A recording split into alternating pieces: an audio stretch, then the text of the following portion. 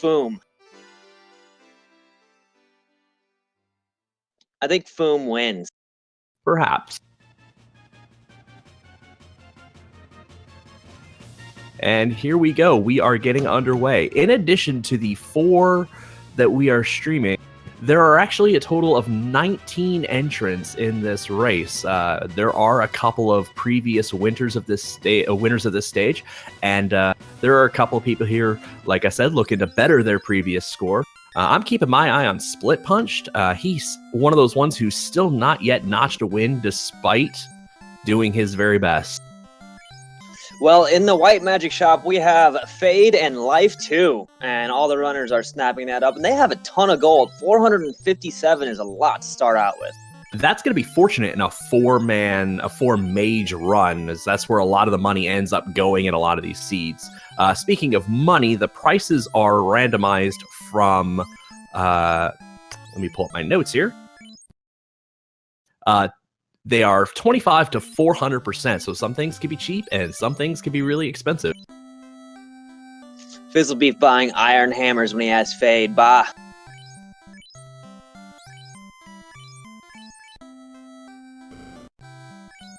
One of the features from this randomizer that has been added that is different from the tournament is the early bridge. So you no longer have to go across the bridge to beat Garland in order to activate the bridge. If you have a powerful spell such as Fade or otherwise, you could just immediately go across the bridge to take on the pirates. So Zardia and Azrael Ravenheart are showing off forces of habits that don't work out well in these flags. They're both taking Imp Fight. And this fight's going to get them next to nothing because our flags have no flat bonus XP or gold these seeds. Yeah, it's 2.2x plus 0, which really hurts the early game. Imps are very close to vanilla. Maya is first into Temple of Fiends. I was about to say Temple of Fiends Revisited, but it's not Topher yet. Oh, if it was, that would be great. And finds a TNT. Early Marsh Cave is not required. Marsh Cave still may be required, but I doubt the runners will get to it until later. If you find the TNT early, then yeah, you will likely not see a Marsh Cave unless someone is desperate trying to take a dive for something that no one else would do. There's only about a 5% chance or so that floater is going to be in Marsh Cave, though, so I doubt we will see it.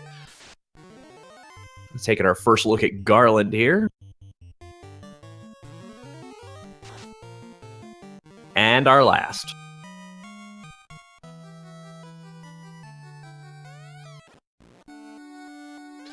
So the other spell that was notable, we have Fade and Life 2. The final spell that was notable was a black magic spell, Saber, in slot 1, which may be important as we get to the end of this game, but won't be important for quite a while because Fade will blow up the early game. I think it might be possible depending on whether or not we find Mass Immune or some sort of melee strat that might need to happen. Zardia takes down the pirates in short order.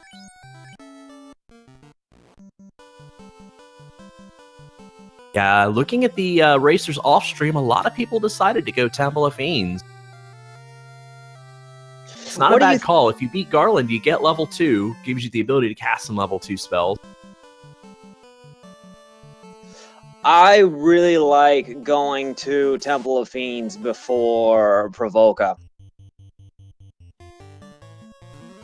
Mainly because a lot of times I get money in Temple of Fiends, and I don't like not being able to afford everything I want in Provoca. Some XXXX and Brack at the Black Magic Shop. I didn't catch the White Magic Shop.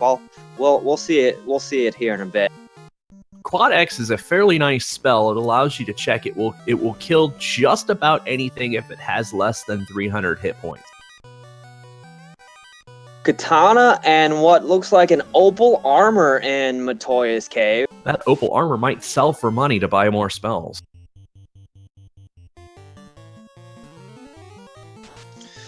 A final item that we didn't mention that's available in Corneria is silver bracelets.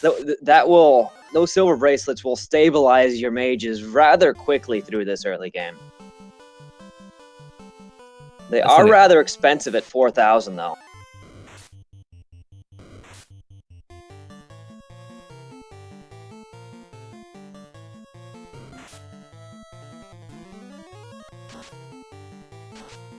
Yeah, in looking over all the runners, it looks like Zar actually came out of the gate fairly early, but we all know how ZaRNG works, and we'll see what happens to him later.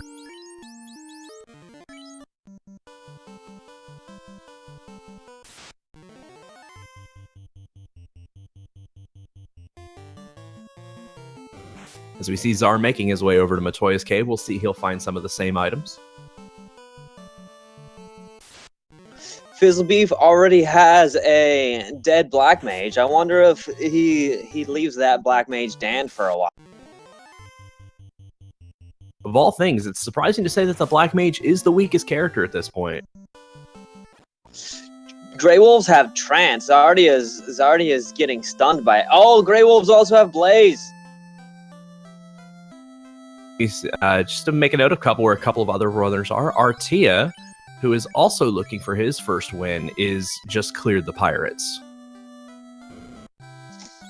Swords, I don't know how you're watching more than 4 runners. I'm impressed. I have 3 monitors. It helps.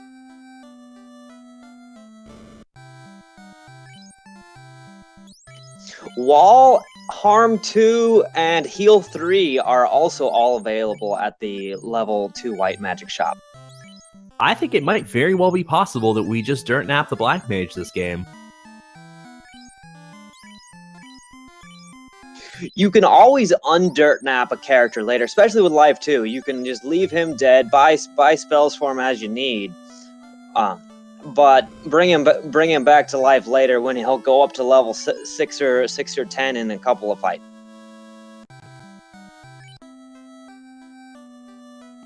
If you put spells into lower slots and spend time inputting those every fight, like say you get level 4, even level 5 nuke, every time you cast that, when you're casting 3 charges of Fade at a fight, all of those seconds add up.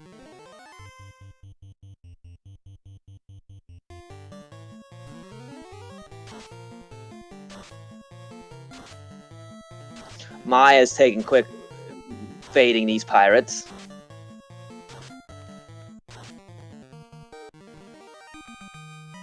Seems to be a pretty tight race at the moment. It looks like Zar might still have a slight lead, but the rest of the pack is pretty well moving at the same pace. Yeah, it doesn't really matter what order you take the early game is. It will all converge because you always take care of all of the areas before you move along. Just a slight amount of divergence. It appears Will Bloodworth has went ahead to face the Peninsula of Power. Yeah, I was wondering if any of these runners would make Peninsula of Power plays. 3 fades. It's hard to turn that down. Although I don't know if I saw he reset or at what point, but he came across that Tyro. I don't know if that's an encounter 1, number 8 encounter.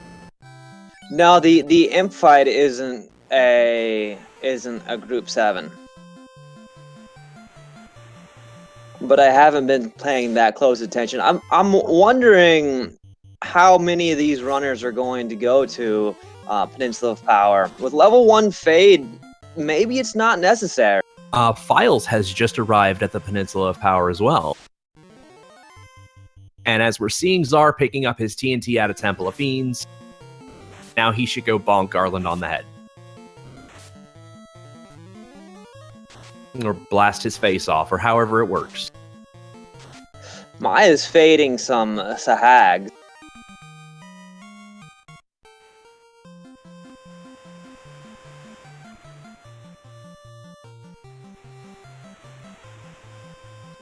And Katana is selling for 5k. some nice money. This is a nice little chunk of change. We'll see how many silver bracelets Ravenheart buys. Doesn't look like he buys any with that money. Opts for houses instead. Not a bad option. Houses are going to be a pretty big deal, especially if you have to blow all your fades on the way to a particular dungeon for maybe a couple of extra levels here and there. We see Czar running through. He may have forgot to save after resetting. A map check on Ravenheart. Looks to be staying on it for a moment. Has to make sure he knows where he's going.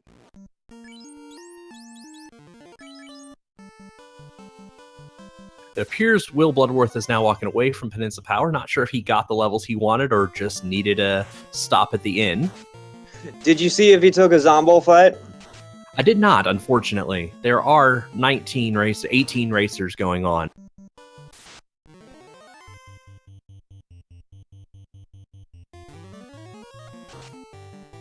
Len the Cat is also over in the Peninsula of Power.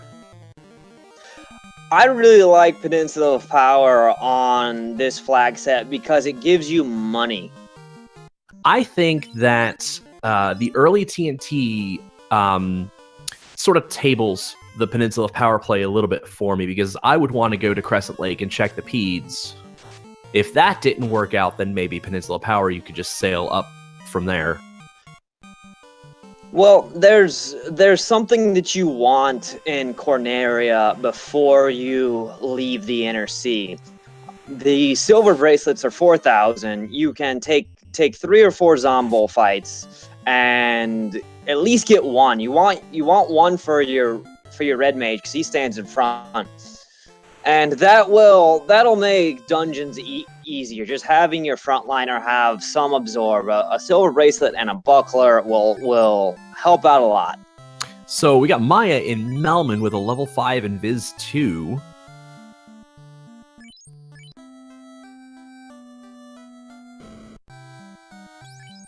And there's our nuke at level 5. He may very well see... Black Mage is looking like a better and better Dan candidate. Yep. A nice little black carpet with a hat. Blue carpet.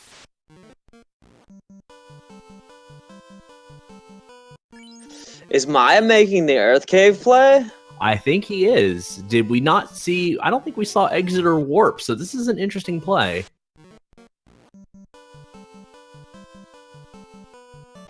We'll see if he has a decent encounter table to work with here. I don't make this play unless the encounter table is favorable. Did he stop in Elfland to see what 3 and 4 were? I don't think so. Because that's where we have Czar right now. In Elfland. I missed level 3 black magic, but in the white magic shop we have a cure 4 and a harm 4.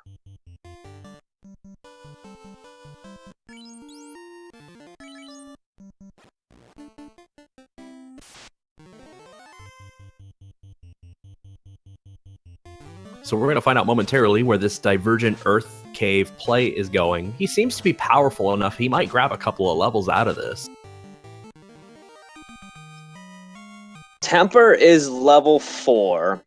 And the only white magic spell of note in level 4 was Heal 2. Temper may end up being a big deal. There's our bottle at 12,000 gold. That'll help us get into the Sea Shrine a little later in the game. And the armor shop is useless for this party. I think we had a fair number of people go Peninsula Power. I saw Ali Gerbrap was there.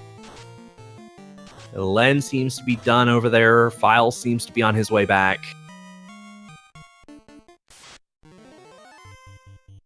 There were, to answer Codine's message in chat, all 4 of these classes are actually forced, so there was no choice in the matter of this. And this makes this commentator really excited because we finally have a non-black belt percent race here.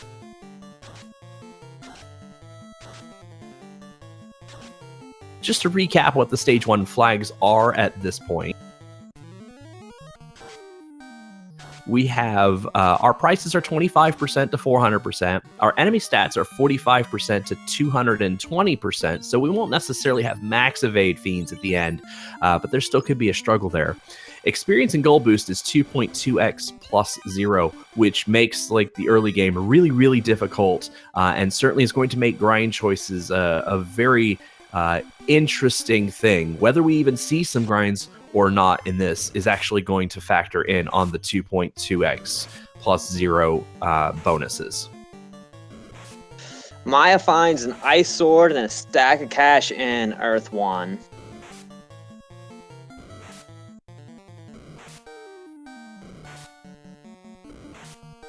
And gets bodied by 3 damaged spot arachnids.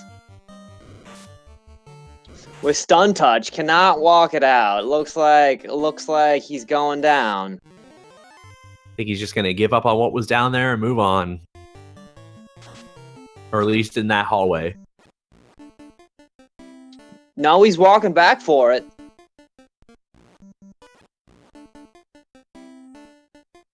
Question in chat, who won the other tournament? That tournament is actually in the finals right now between Tristal and X-Ice Blue. I don't think we have a date on that just yet, but it's coming soon-ish. It may be after AGDQ next week, though.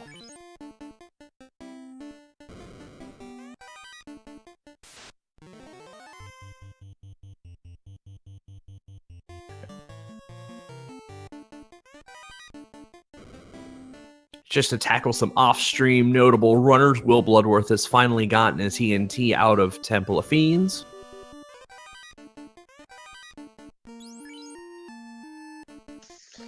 Maya also finding a light axe and a pro ring inside of this Earth cave. I would tell you the light axe would be helpful, but with Fate at level 1... Yeah, no, that's garbage. And that's a shame. Yeah, the thing I think to keep an eye on is how many people run the red-white-white strat and just dirt nap their black mage, because the black mage spell allotment is not the best here. So do you think would you plan to have a black mage alive for chaos? I think that predominantly depends on how many life charges I end up having at that point. Certainly, you wouldn't mind the body at the top to absorb a blow. It partly depends. I don't think we've seen fast yet, if that's even a factor. I think we gotta see how the rest of this plays out. Well, he has Fade. Or not Fade. He has Temper at level 4. And how many Temper charges do you want for the in-game bosses? Well, again, I think we have to see how this plays out, because Temper's great and all until you run into a max evade. Or a near max evade. Plus the power gauntlet is somewhere out there as well. That's going to influence. If we didn't have any other notable white magic at level 4, we still have red mage with that Temper. We've got Lord Fizzlebeef picking up his canoe.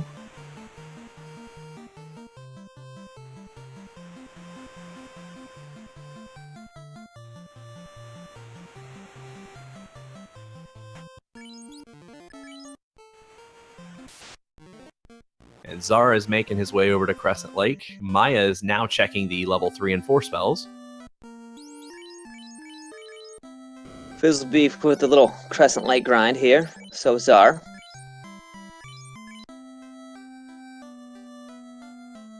And the Peds look pretty friendly, at least from a total hit point standpoint. We could see a few racers grind this out.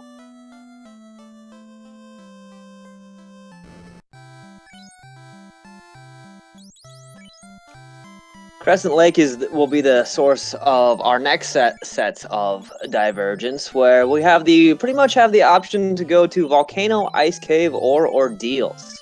Generally, the runners are choosing Ordeals over the other options with this flag set. Most of the time, I think it depends on a couple of factors, like, in the mind of a racer, what are the other racers going to do? Statistically, Volcano has the most treasure chests at 33. However, with our Ice Cave and Ordeals incentivized, it may be worth it to go take a look at those dungeons to see what those incentivized chests may entail. In addition to that, both of those dungeons included a monster that you could grind a party on. That is the Eye for Ice Cave and the Zombie Dragons for Castle Ordeal.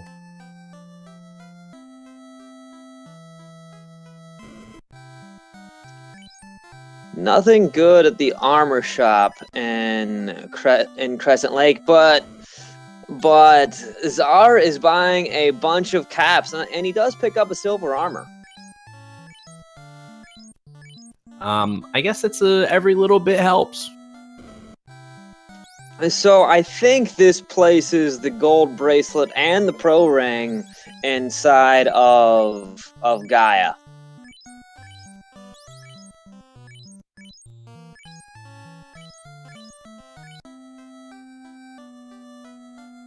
But that would be our process of elimination. That both, that is correct, or should be correct. Lord Fizzle looks to be heading away from Crescent Lake. We'll see where he goes first. He looks like he's not going for the volcano. It looks like he's committing to the Dirt Nap Black Mage strat.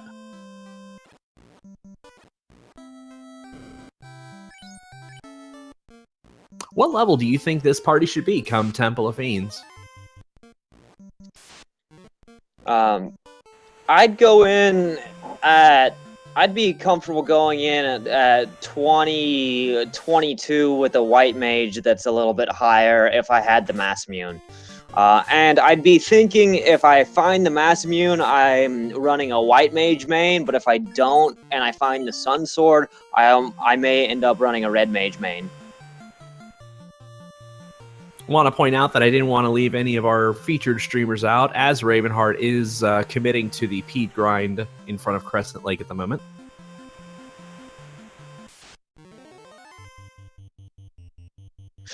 Gold and Pro Ring were Melmond. I missed that. Thank you, Trenton.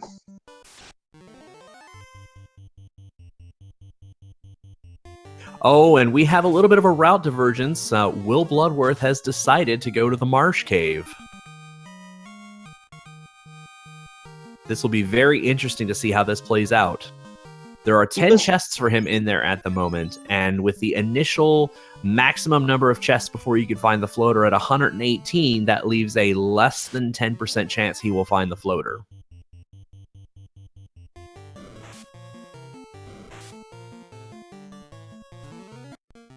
And Fizzlebeef is encountering some tough wizards as Red Mage is down, but he can pull him back up.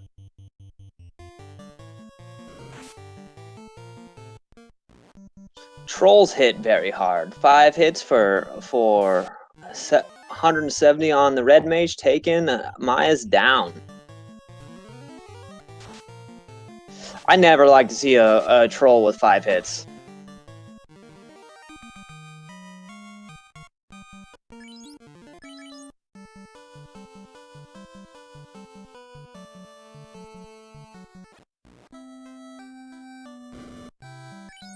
I personally like the Ordeal's first play. I think in many situations, Ordeal is easier than Ice Cave. And I don't really like double dipping Volcano if I can't help it. And I never feel like I'm strong enough when I get down there to beat Carry. So that's my thinking. Perhaps that's other racers' thinking as well. We've got Brilliant in Ordeals right now, clearing the pillars.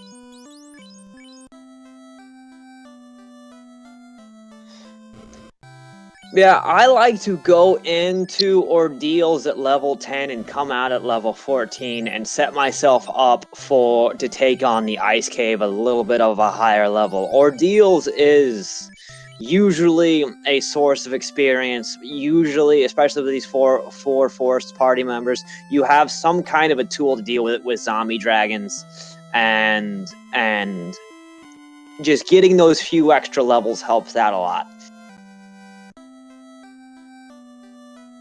I missed the top 2 chests in the Floor B1, but Will Bloodworth feels like he got something that he could run out. I will try to identify what that is.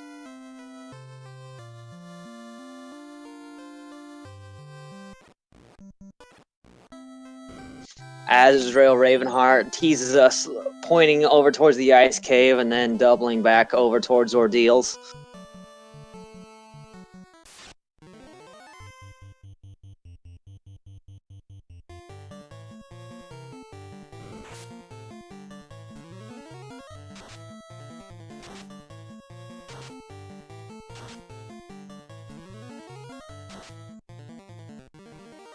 It must not have been important. Will is heading towards the bottom of Marsh Cave.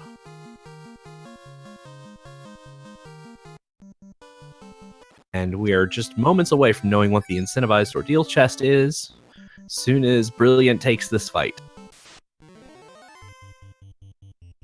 You don't give much hype for the featured streamers, do you? Well, that's what you're for, because you're not watching the non-featured streamers. I think the people want to know where stuff is.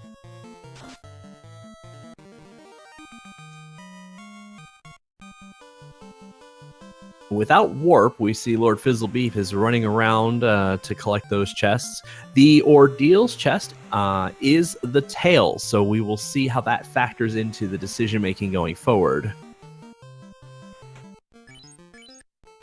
We've got Artia in the volcano now. That is a little bit of route divergence as well.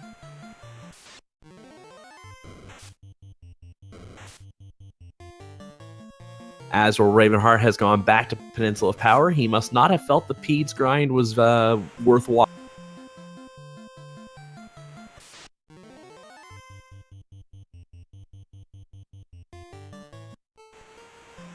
Lord Fizzlebeef's Red Mage has 5 HP. That is a save right there is what that is. And we'll see Zardia's attempt to go through the castle ordeal. And he still has 5 HP. And we have an unrunnable Frost Giant. I think he feels that Life 2 is the very best heal spell in the game. It heals 1 more hit point than Cure 4 does. I wonder if he has any heal potions. Wait. Life 2 shares a slot with Fade, which may end up being important in this Ice Cave dive. But at this point, he has to have 12 or 15 of those casts. He's only got 2. There's a defense.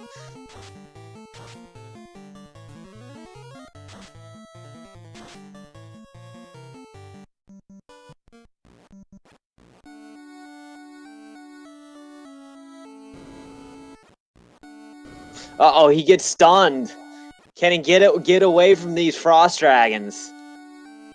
They fasted themselves, and they have a ton of health. They both tank a fade, and they stone. Oh, he's done. That is going to be a few minutes setback for him. Artia is crawling his way down the volcano. He is making it to B4 at the moment.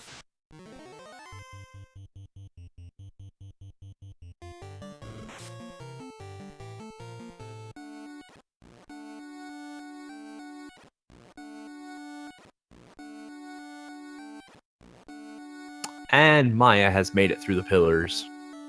One interesting thing to note on those pillars, considering that they don't have warp, is if you end up making too many mistakes and touching too many pillars, there is a chance you can actually soft lock your game. There's something in the memory dump or otherwise that causes your game to lock up if you try to go into the menu. So good to see some of our runners getting through that with no problems.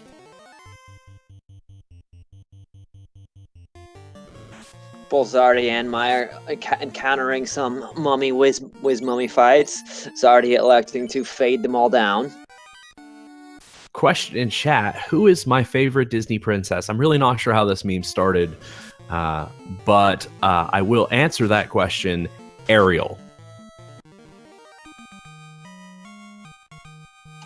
Zardia picks up his tail. Azrael Ravenheart has decided to grind a Peninsula of Power. Artea finds a ribbon in the northwest room in Volcano B4. That may be our first ribbon. Will might have found one in the Marsh Cave. Any update on Will's progress? He is walking out his Marsh Cave items. I'm not sure if he picked up anything too terribly important. Keeping an eye on him. We also have Czar doing a zombie dragon grind. I watched him step off and back onto that trap tile. I think he's going to see where this goes.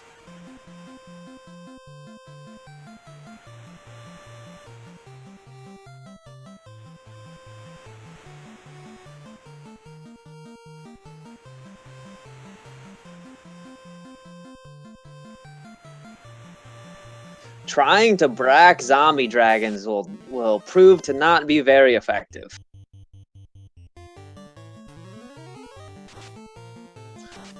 Oh, wait, maybe. I actually don't know if they are immune to poison stone. Oh, it looks like Azra Ravenheart is about to break my heart.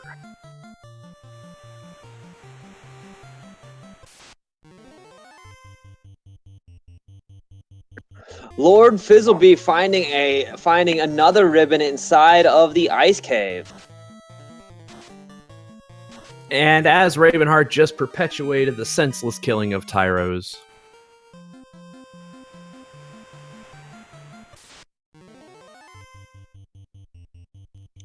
If our runners don't control the Tyro population, who will? You've already seen them like overflowing inside the desert. The next thing, and they're already making their way down towards Provoca. Yeah, they literally swam across the channel. Crescent Lake will be overrun next. You know, in my mind, there are things I had pictured. One of them was not a Tyro swimming across a channel. That is an interesting image I would like to see.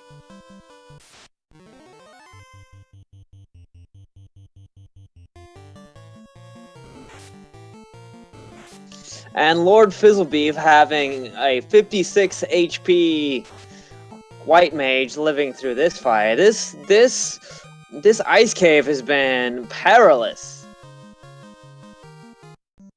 Yeah, but if he comes out on the other side with it, he could come out with the ribbon and potentially whatever is in that incentivized ice chest. Now, I will tell you, there are two items that are nearly useless. I say nearly, but the adamant is absolutely useless, and then the ruby might mostly be useless if we don't find that floater. The Excalibur sells for money, Spores. I mean, but by that point, do you need money? Every once in a while you do. I don't think so this seed, but it's a play you can make. We have Artia making his way to Carry at the moment, so we're going to take a first look at how Carry does. And here's the eye. Let's see what the eye has.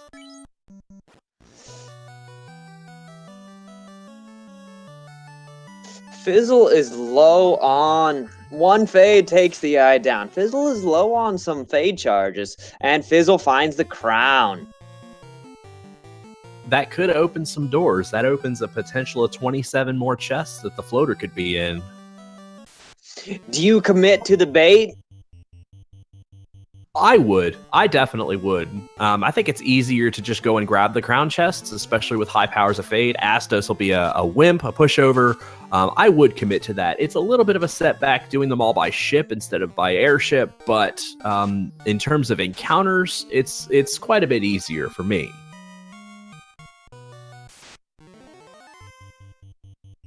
I do Ordeals first, just because going north from the ice cave to Ordeals is sort of on the way to Astos' castle.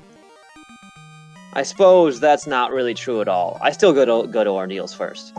I don't actually think that's a bad play if you draw the line up. I don't disagree with that. So now we have Zardia heading towards the ice cave. We've got Maya at the ice cave. We've got Lord Fizzleby trying to chew his way through the ice cave.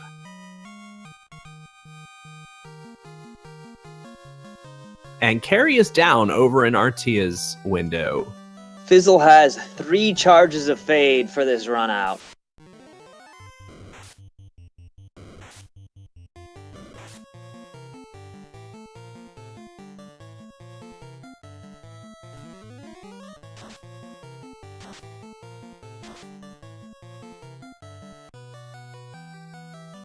Down to 2. What? 15 steps to the stairs? I think he makes it out.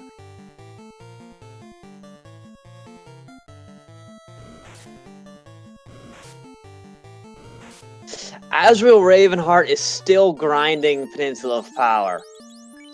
That's commitment right there, folks. Personally, I would not have taken that above 10 just because there are more predictable, better monsters that you can farm. Zombie dragons or even the Eye. Yeah, with level 1 Fade, you have so many charges, you can collect experience while collecting chests.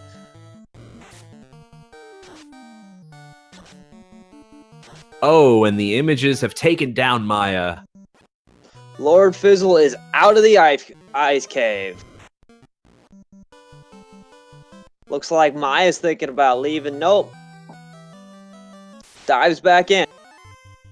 It's hard to leave the ice cave. It's a pain to get here. It's a pain to come back here.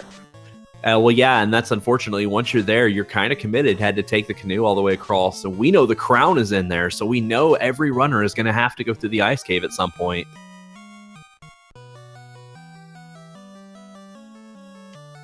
Does Will Bloodworth have an airship at the moment? He does not. So Floater is either crown locked somehow, or it is in the bottom part of Earth. Oh, and as Ravenheart's going to take another Tyro down.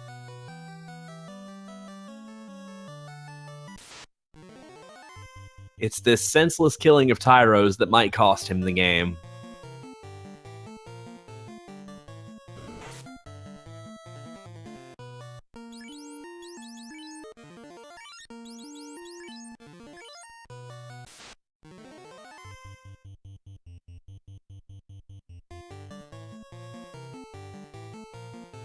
Just an update on another runner. JLo7 is also committed to the pop grind.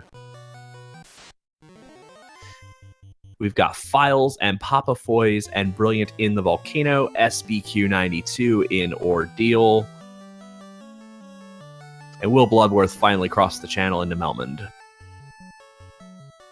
I wonder if he found a ruby in the bottom of Marsh Cave.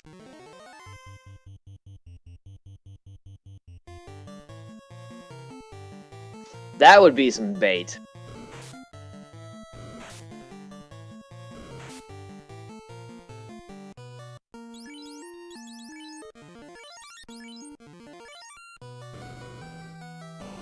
Maya gets through the 9-pack of Undead.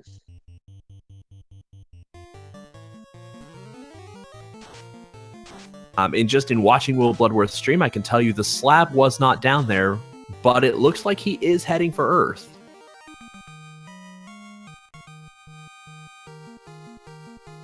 I wonder if he's just gambling for gambling. Well, if he came out of Marsh Cave as a bust, he would have to feel like he has to gamble. And that's the problem with gambling, folks. When you lose, and you compile more gambling on top of that, you lose even more. So I really think round 1 flags, gambling is more expensive. Yeah, I think I've said it from... Oh, sorry. Go ahead. I think the aspect of that, I think the first 45 minutes of the game are just as important as the last 45 minutes. Yeah, that has a lot to do with the +0. So one of the worst situations you can be in as a runner is being level 5, being outside the Marsh Cave, and being stuck. And usually, if you're running a flat +100, a flat +250, some kind of flat bonus, you can go back to Elfland and sort of stabilize yourself taking fights at Elfland. But they're so bad. They are so bad under this flag set that frequently you need to walk all the way to Provoca and then go to Peninsula of Power to do things.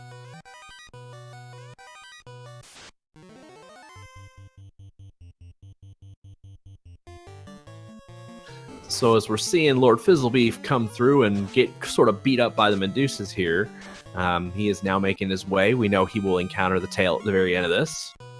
How do you feel about the tail in this seed? I upgrade my classes when I get to the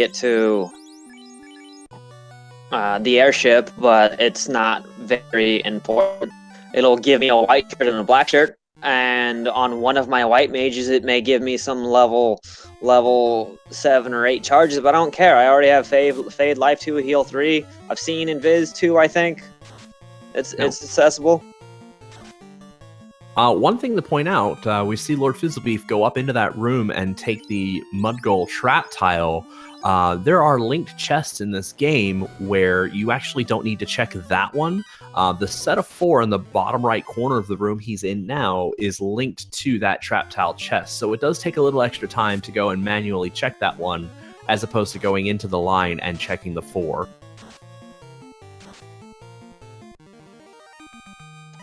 The tail will probably give me Warper Exit, which might end up being a thing. Sorcerers with Glance. A white mage gets glanced. That's almost tempting.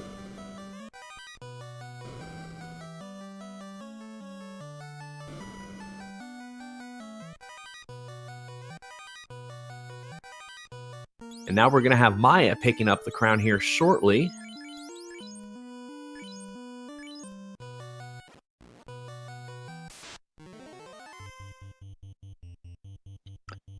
Sometimes a stoned white mage is useful. With this party having so much life on so much of the party, I doubt the black mage is the last thing to live. And if it was, well, maybe if you had that white mage up in the first place, you wouldn't be dead down to just a black mage.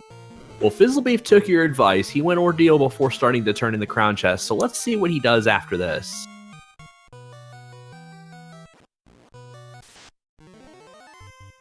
Interesting play. It's probably the right play. He did pick up Harm 4 in his white mages. This will definitely help him with the zombie dragon grind. They appear to be pretty weak.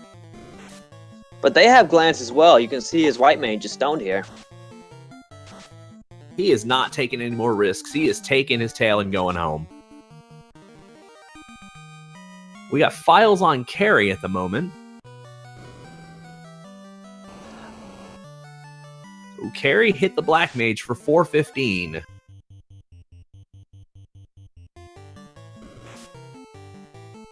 And casts fast on herself.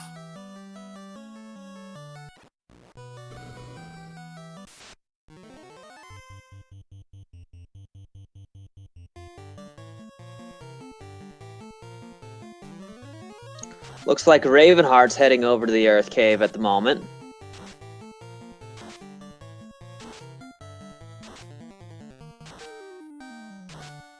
Oh, and another white mage just bit it. Files is having a little bit of trouble with Carrie. He's out of fade charges, and Carrie is down. Files makes it out by the skin of his teeth. We're going to see Carrie before too long, but I think we're about to take our first look at Astos from Lord Fizzlebeef here.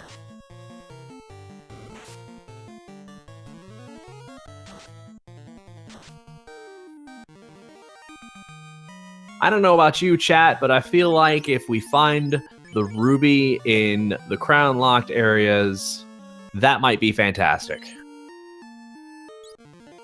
I'm not sure which I want more. Do I want a crown locked floater, or maybe even a crown locked ruby in the bottom of Marsh Cave?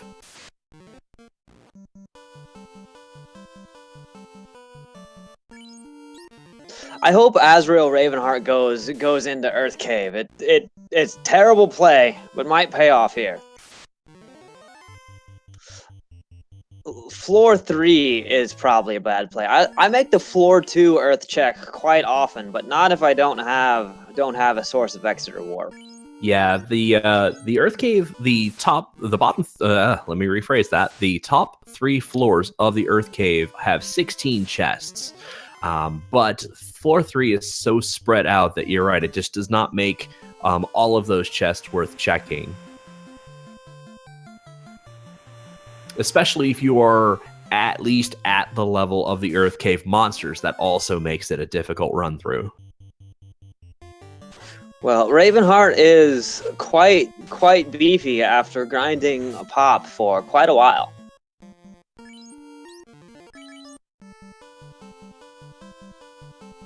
Fizzlebeef has taken down Astos and is on the way to Matoya.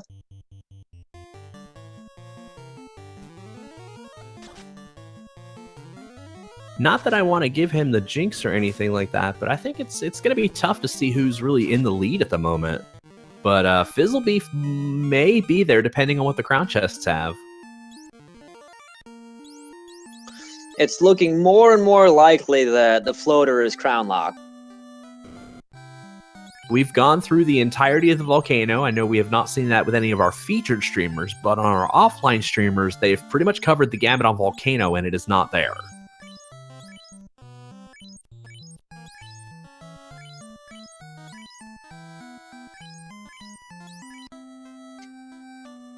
Fizzlebeef picks up the herbiest herb, the dankest leaf.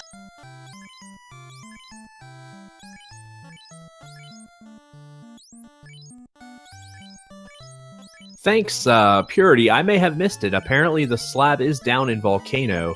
If I could show you my setup, I've got one monitor with 4, and then I've got one monitor with 14. So it's the 14 are so little. Sometimes it's difficult for me. I certainly appreciate anybody that picks up on things that we do not. So it looks like if Artia finds the floater, he is in go mode. And then anybody from here who checks Volcano will also be in go mode. We know where 2 of the ribbons are. One is in Volcano, one is in Ice.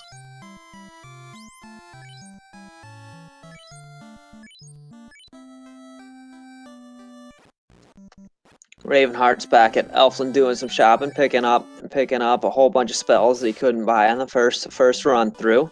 Got a stack of 35,000.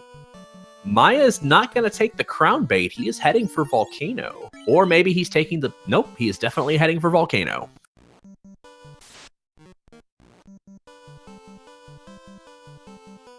We're taking our first look at the crown chests here, and there's our floater behind the Castle Elfland chests. That's going to set Maya back a little bit.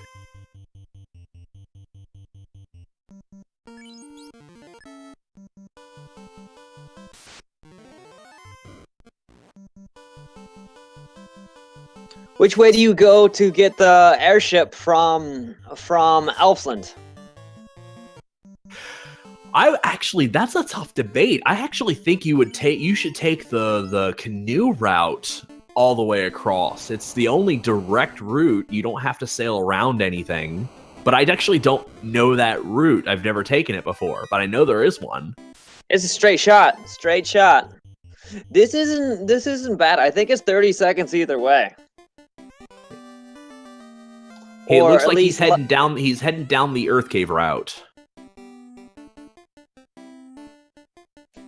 Sometimes the C skips an encounter or 2 in the encounter table, so it makes it easier to take the C route. But if you're not manipulating the encounter table, I think you just take the canoe. I think it also partially depends on, I don't really think we saw anything terrible. There is our slab Zar just picked up right there in B2 Volcano. I don't remember if the Hydras or the Caribs had anything terrible. The swamps of sadness, I like that.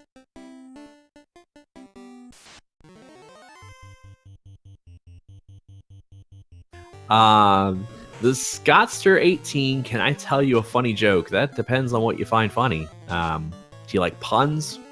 Do you like, other kinds of jokes?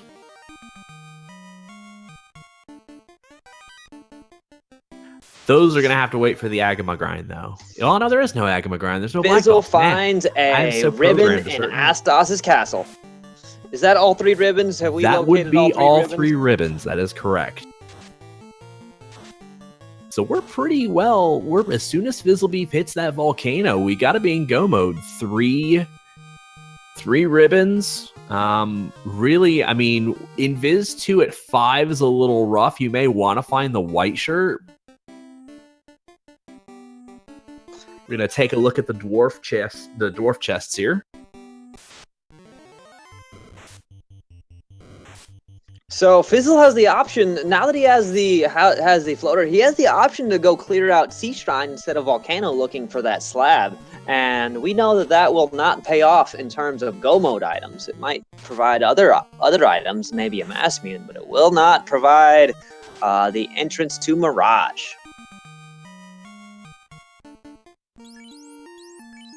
Yeah, he definitely still does not know where the slab is, and I don't know if he's saving, but he, I think, missed the Castle Canaria chests, at the very least.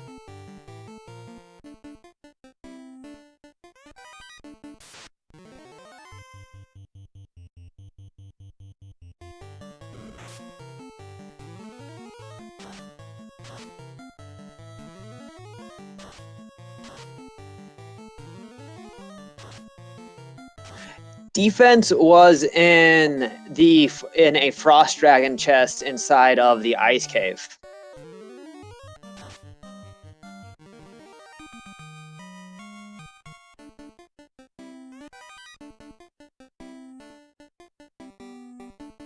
Fizzle might be looping around to a Corneria.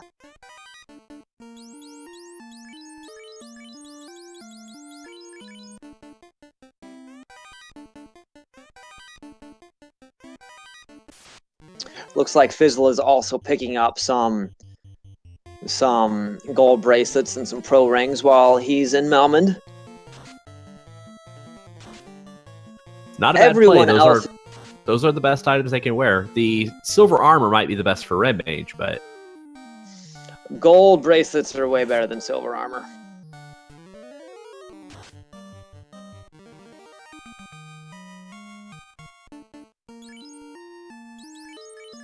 Small update on an off-stream runner. Rilgon is heading for carry right now.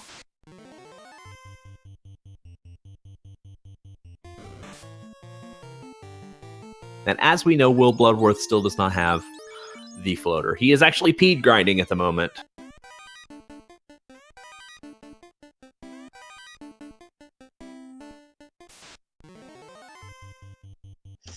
Peed grinding at 52 minutes in does not feel good. I bet you he's going to be salty after this run.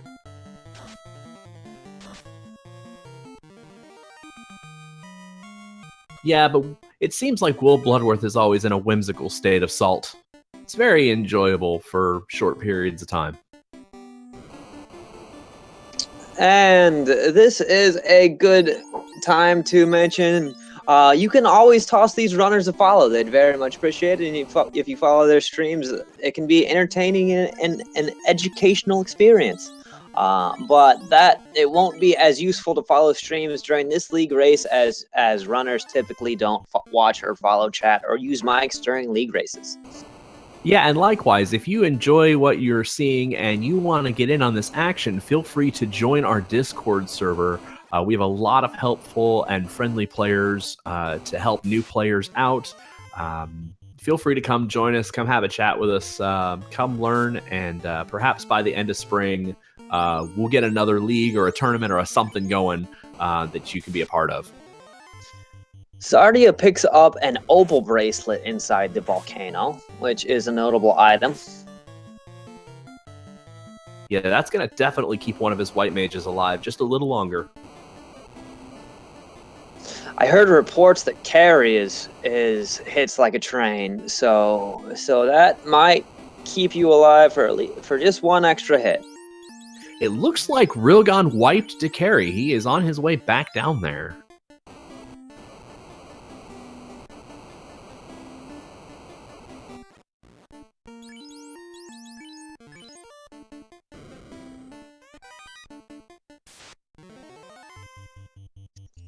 Checking out some Agamas this seed. Both Zarya and Maya dropping fades on them. While we've got 2 minutes, let's drop some Agama facts in the chat there. My favorite is the Tiamat is made up of 5 Agamas duct taped together.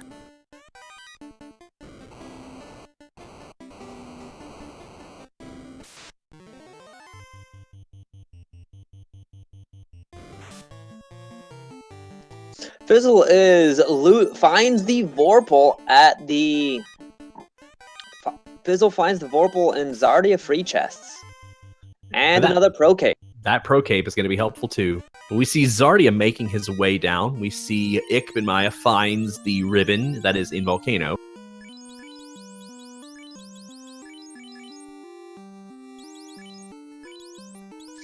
Vorpal is a good find this seed. It lets you commit to a red mage as a physical damage dealer. Have we seen a mass immune yet? We have not. Maya picks up his opal bracelet.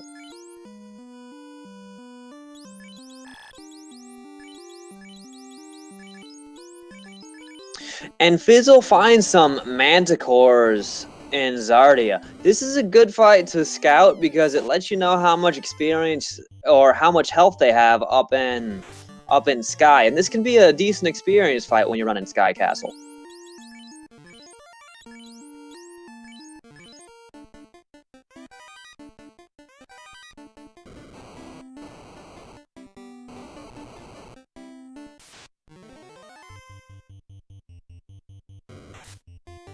So, one of the things that these seeds specifically do is you don't get enough experience for Temple of Fiends just scavenger hunting the game generally. And level 1 Fade on a white mage really sort of encourages scavenger hunt because you sort of feel capable of taking down any dungeon with your massive amounts of Fade charges. So I'll be interested to see if people just decide to get all the chests they need and then figure out Temple of Fiends at that point, or if they're going to grind something along the way.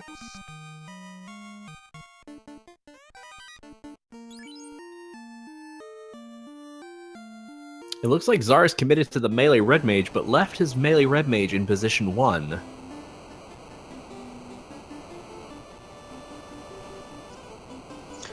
A white mage goes down to this carry.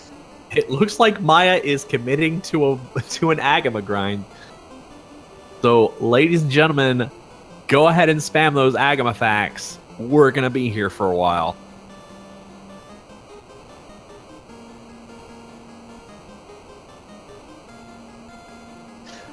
Maya, I think he does have does he have an ice sword? I think he does. Yes, he does. I think that was found either here in the volcano or in the ice cave. Runs into some bulls.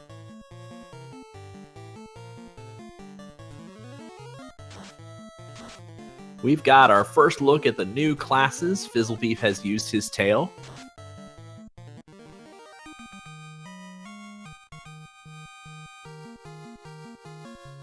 So, Red Mage grind always feels bad because after, level 15, Red Mage just stops scaling. He doesn't get as many spell charges as your other mages. Whereas he starts getting a lot of health and he'll be high on health, that falls off really fast. He never gets physically stronger. He has garbage strength gain. So this ends up being tough to commit to. Well, the other problem is the Agamas appear to be pretty beefy with more than 250 hit points. That's going to pose a problem as his scaling is not really going to allow him to one-shot the Agamas for quite some time. Maya hasn't done carry yet. Oh no. Is he planning on one-on-one v Carry? Because Carry is going to punch him into next week. Carry is going to destroy Maya. This is a slow motion train wreck. Let's not watch it, chat. Let's not do such an enjoyable Okay, Trenton thing. has pointed something out that I now cannot look over at the screen. Artia apparently has found and is forcing Tyro fights. It's the senseless slaughter of poor Tyros that are thinning out the population. Purity brings up an excellent point that I did not realize. That red mage has life too. He can bring everybody back.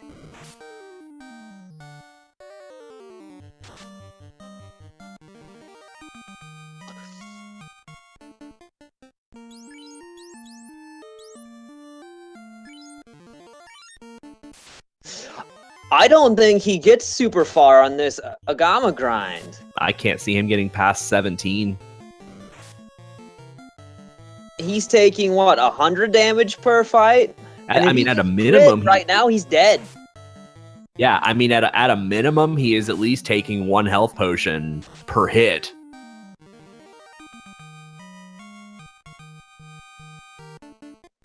This Agama is too fat.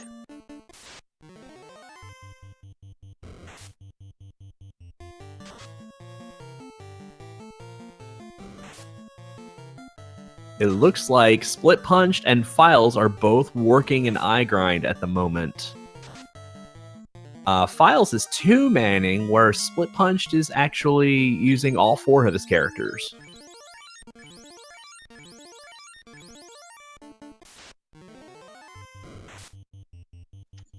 I think my play would be to Dan the Black Mage, but bring it back for, let's say, Sky, so it ends up at level 15 or some such.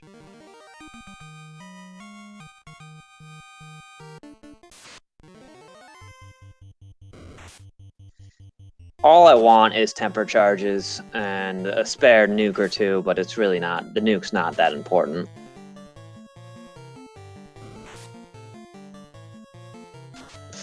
That may be wrong though. It may be a seed where you just need to fade and nuke a fiend or two down before anything. It's been pointed out that Tyros have Thunder. That's what you get, Artea. Not that he can't live through Thunder with 3 ribbons.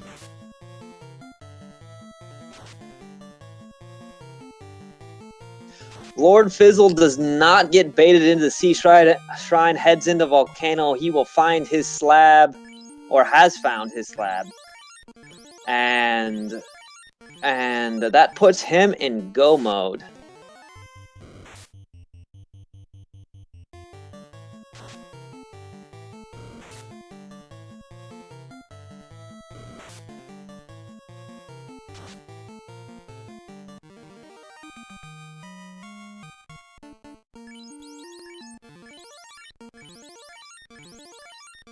Just an update on some of our off-stream runners. Papa Foys is now checking his crown chest. Will Bloodworth is heading to ice. Brilliant is either also committing to the eye grind or is just now taking a look at that incentivized chest, which will give him the crown.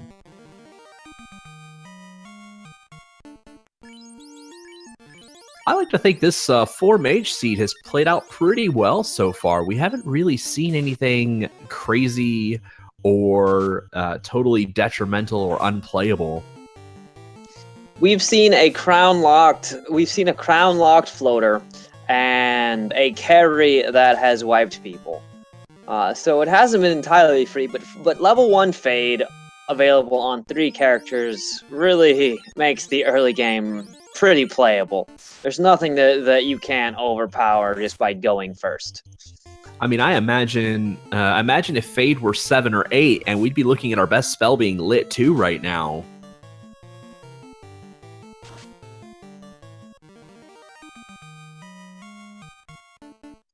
Azrael Ravenheart spending 28,000 gold pieces on 2 casts of Soft.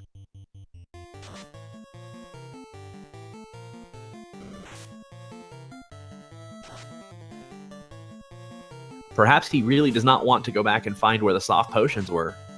He really does not. If I had any criticism of the softs, I always feel like the softs are really expensive in the shops. That could just be me, though. Base price is 800, so they can scale up there rather quickly.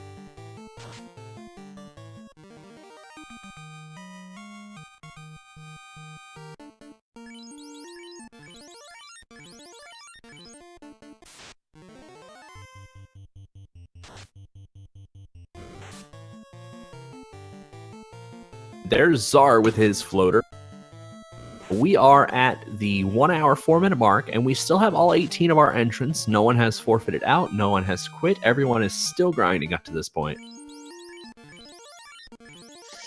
To Thafalon's comment, the softest of go modes, I really don't think that's the case.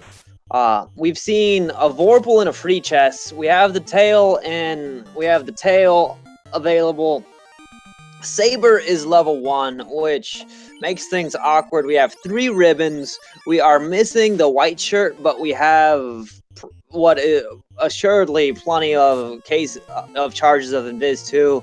The only 2 things that you really want are the Mass Mune, or the Mass Mune or a Power Bonk. And are you searching the rest of the game for those 2 items, or are you taking on the Temple of Fiends? I'm going for the Temple of Fiends. I'm not searching for a Mass Mune. Yeah, that's a tough call, because by this point, in all the chests that we have seen, there are 5 basically free chests in C. You've got Mirage 1 that a lot of people consider free chests. There are 8 of those, and then there are 4 basically free chests in Sky Shrine, or the Sky Floating Castle. And then your 2 validation chests in Temple of Fiends Revisited. So if they're not there, you adapt and react and readapt. Some of these runners might have a Black Wizard with Warp. I haven't seen it yet, but it might be level 7. If it's level 8, they probably don't have a charge. But if it's level 7, they might have a charge of Warp. And that gives you, 4 chests? Have we seen Exit yet? That might play a role on whether or not people will grind in Temple of Fiends itself, if you could force a Gas Dragons fight or otherwise. I haven't seen Exit. I missed level 6. I think it's 7 or 8.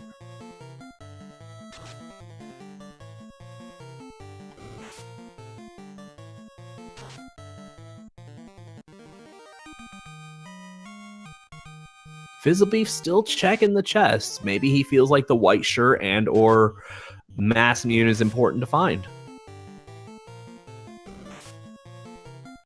Off stream, we have Artia going straight for Kraken, so we're going to see in a couple of minutes how he is. It's easy to check chests in the basement of Volcano because there's all of the free steps. The only chests that I don't check if I'm in this sort of greed Gomo state is the Red Dragon chest and some of the single chests in the back room of floor 2 in Volcano.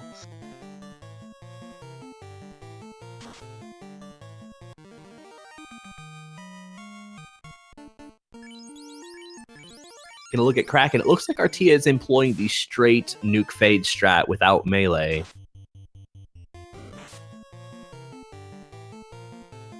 Does he toss out a casual Brack?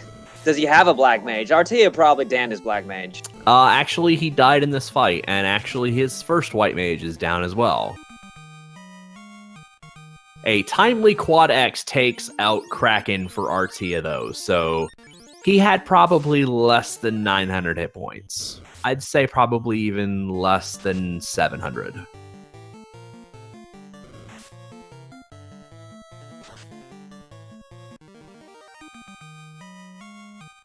Comment in chat, since Artia is in the water cave, that means he currently isn't killing Tyros.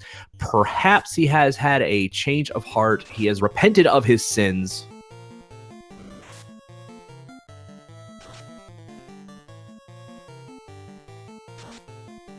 I can forgive him.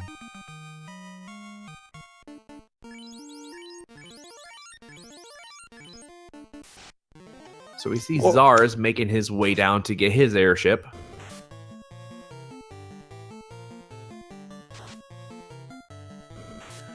Lord Fizzlebeef has decided to grind with some nuke instead of just Vorpal sorting this Agama. And Maya is still committed to this Agama grind. I have a question for you. Did you see whether Fizzlebeef went to go get the rod when he got his floater? his airship. I was not paying attention. Because, my humble opinion, the rod should be the very first thing you get, since it's so close to the floater pickup spot, that if you don't get the rod and you forget about it, it's going to cause you a little bit of trouble when you end up down in the Earth Cave.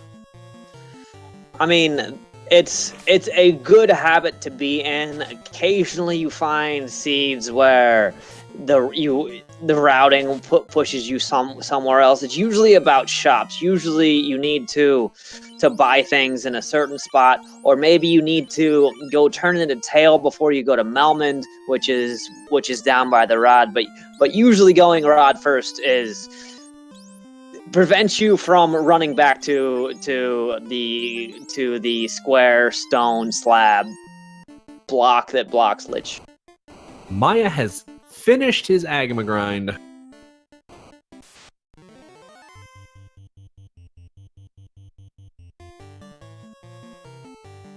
That will be a curious question to ask him, because I think he will be the only one to do him and Fizzlebeef, true and proper Agama grind for an all-mage seed.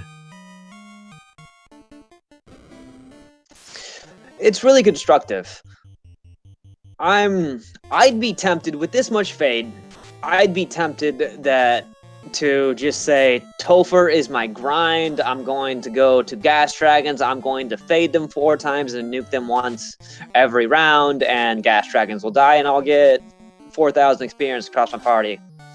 And the time it takes me to 2-3 round Samagamas.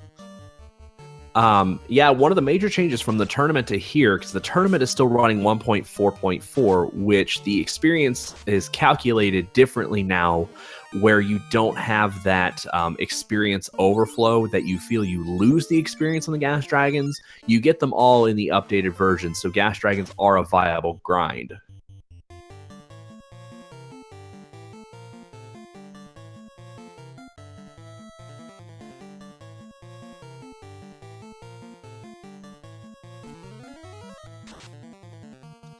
Maya elects to take on this red dragon, but gets silenced. Now he's running away. And is rewarded with an opal shield. Will Bloodworth is at the eye currently. Is he grinding, or has he just gotten there? He is grinding.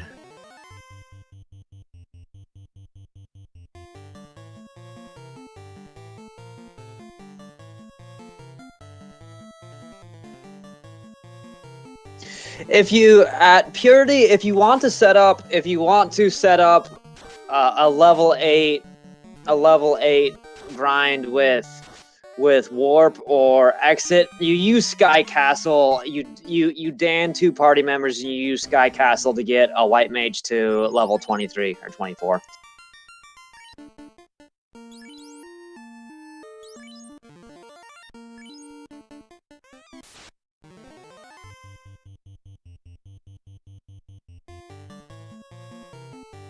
We see Rilgon has taken a diversion a little bit. He has gone into the Marsh Cave now as well. Either he likes his current position and feels that he's missing something down there, or he's looking for something we don't know. But we know from Will Bloodworth's dive, there wasn't much down there. So Carrie takes a shot at Maya's red mage, but leaves 200 health with a cure 4 charge. It should be just fine. And Carrie is resistant to poison stone, so Brack won't help you, but an XXXX might have worked, but it doesn't matter. Carrie takes down Foom, and there goes the black mage. Artia has just killed another Tyro. My forgiveness for him has been revoked.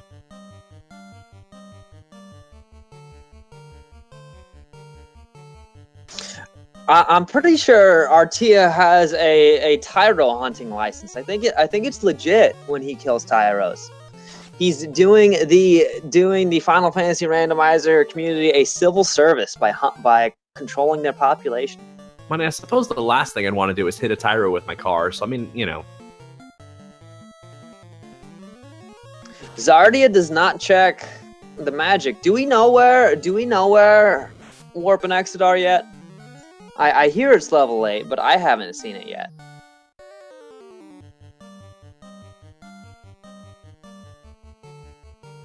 I have not seen that either. According to Melee Wizard here, Exit was 7 so in Gaia. So Artia has been the only one to go through. Well, Papa Foy's is about to take a look at Kraken as well. And so both of them, I imagine, looked at the level 7s in OnRack.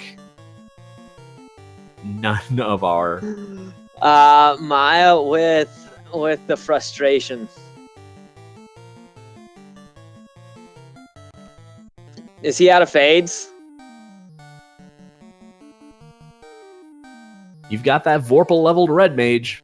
Just start swinging. Thor hammer. Oh no.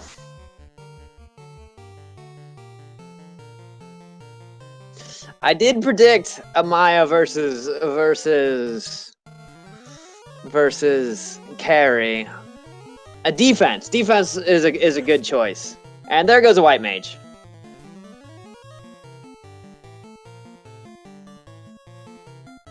Files is about to pick up his floater. He's in the back of Castle Elfland. 77 damage. Leveled white mage, or leveled red mage wins. Close after the white mage gets hit 16 times by Carrie for 600 and some odd damage. Carrie was pretty brutal, I'll tell you. Zara is going around picking up his rod. You should always grab your rod first.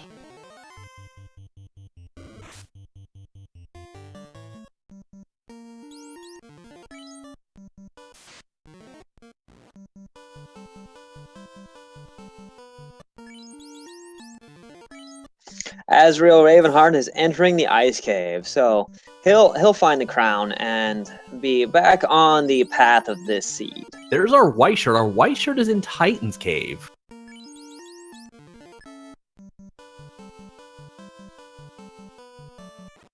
I think Zar is the only racer I have seen to check Titan's Cave so far. Quick update, Artia is in Sky Castle, and he's actually checking some of the clustered chests, and finds Mass Immune in Sky F1, the left set of chests.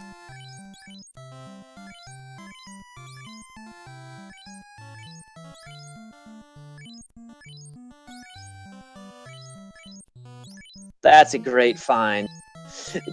Can you tell me if his party members are even, or if he has a character that has more XP?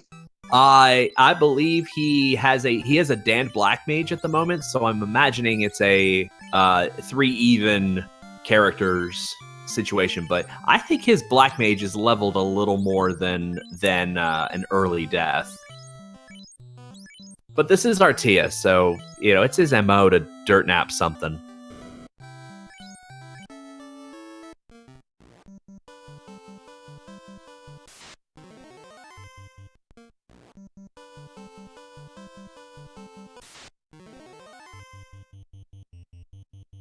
So we have Zar looking like he's booking it for Lich.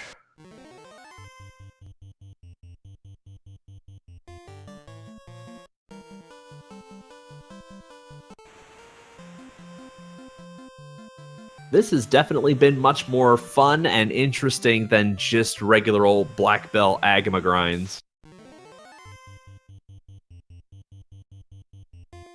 Yeah, 4 mages gives a lot of possibilities.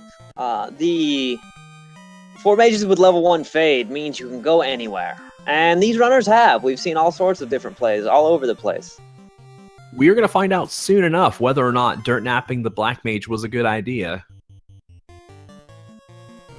As some of our runners make their way towards Temple of Fiends, we'll really see where the game goes from there. So Artia is a handful of steps away from the Bridge of Destiny.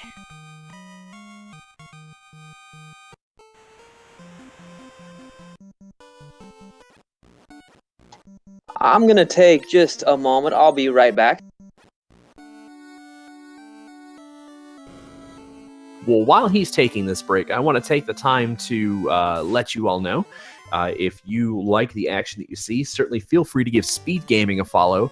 Much appreciated to Feasel and Speed Gaming for allowing us to host our Randomizer League. Give them a follow. If you like these runners and you want to see more Final Fantasy content, feel free to give the runners a follow. I know some of these runners, and many of our runners run multiple games, so if you like the retro game speedrunning content you see, feel free to give them a follow. And not for the shameless plug, but feel free to give Edge Figaro, Melee Wizard, and myself a follow as well. We also are deeply invested in speed running, speed gaming, and the like. I know Edge Figaro and I are pretty big players of this game. Edge Figaro plays Link to the Past Randomizer as well. So if you like all of those things, feel free to give everyone a follow. And one last shout out to Speed Gaming. Please follow or sub to Speed Gaming. You'll find all sorts of fun and interesting games being run by all sorts of amazing and talented people. And a shout out to Feasel for making it all possible.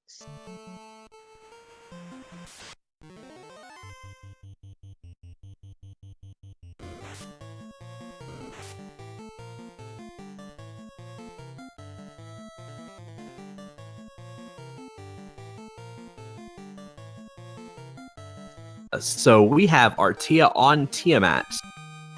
So we're taking our first look at him. He is off stream, of course. Lord Fizzle looks to be stuck at the moment. His timer is not running, so his internet may be having issues.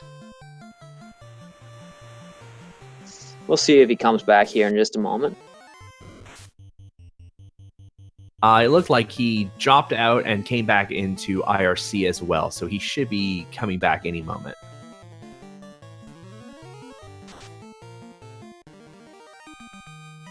T-Mat just looks beefy. That's about the worst thing we can say about him. T-Mat 1, that is. Really beefy. An attempted quad X at this point did not kill him.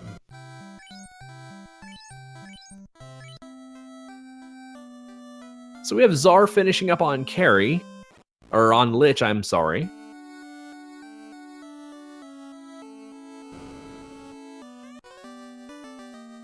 Maya is finishing up the tail end of his crown quests. He is going to go check, and he is going to find his floater. Fizzle is back with us, still Agama grinding.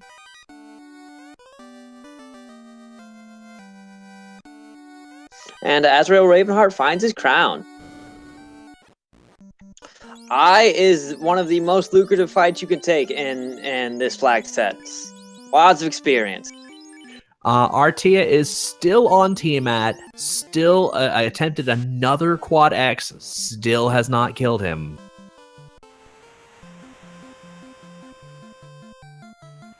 Is he out of fades? Oh, he succeeds with a Brack. Brack strats for the win.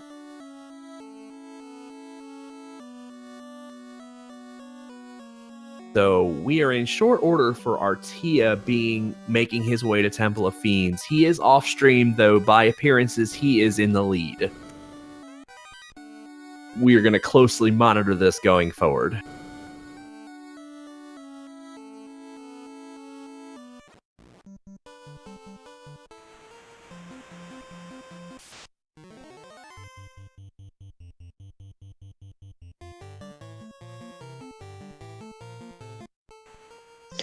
Who on Artia's team, who is carrying the Massmune? I did not see. He spent more time casting than meleeing in that fight. Like, all he did on his red mage towards the end was quad X instead of melee, so I'm imagining perhaps Tiamat had high absorb. Oh, my apologies. Artia never went and killed Lich, so that is where he is heading now.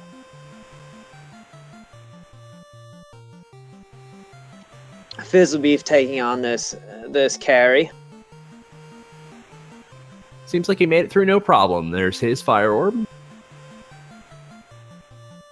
And carry goes down to 268 damage paid.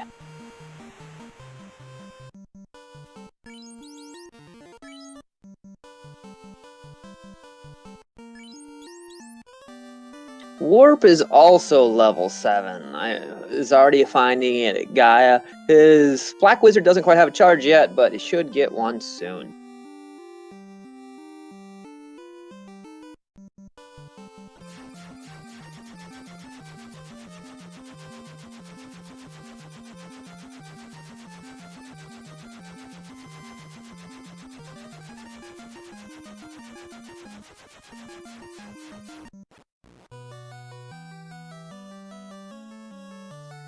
Artia clearly is not interested in any more chests. He has the Mass Mune. Reports from chat saying that he did not do the free Titan chests. That's a shame, because he's missing out on that white shirt. White shirt isn't incredibly important. You have Invis on both white mages. Black mage is going to be casting Temper on relevant seeds.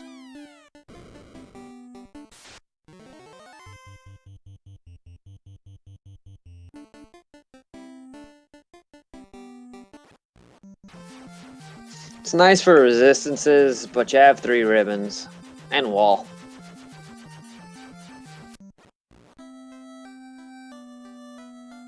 So we're going for some slab translations at the moment from Maya. Zardia is quickly attempting to make his way down to Kraken.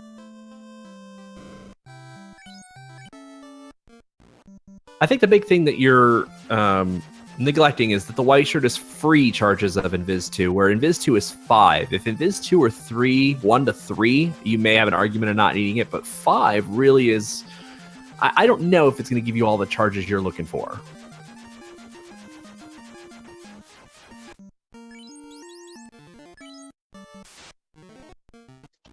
I am content with 10 charges of Invis 2 going into Temple of Fiends.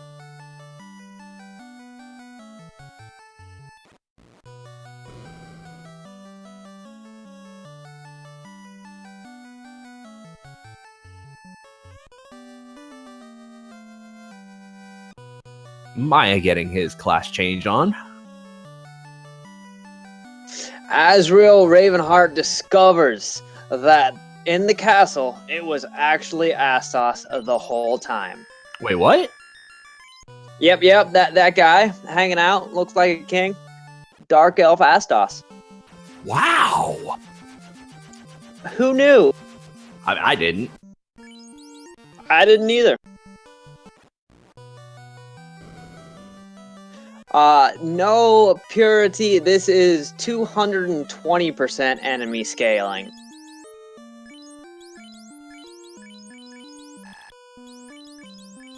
I'm sorry, it's 200%. Wait, no, It's that's 220. the wrong flex. I'm sorry, I was right the first time. Oh no, Lord Fizzlebeef. Oh, just realized that he ran into an unrunnable encounter.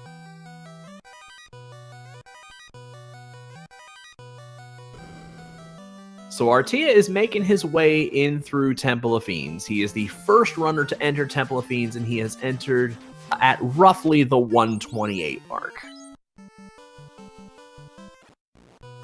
Boy, I tell you what, in seeds that take 2 hours and 15 minutes, 2 hours and 30 minutes, last night's seed ended at 145 for the winner. This seed could be sooner than that. It could be.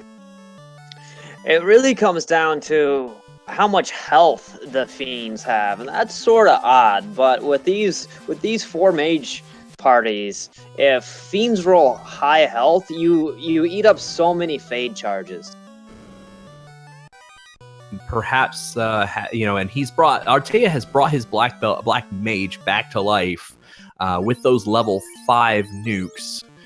Certainly, if he dirt napped him late, he will have some charges on him.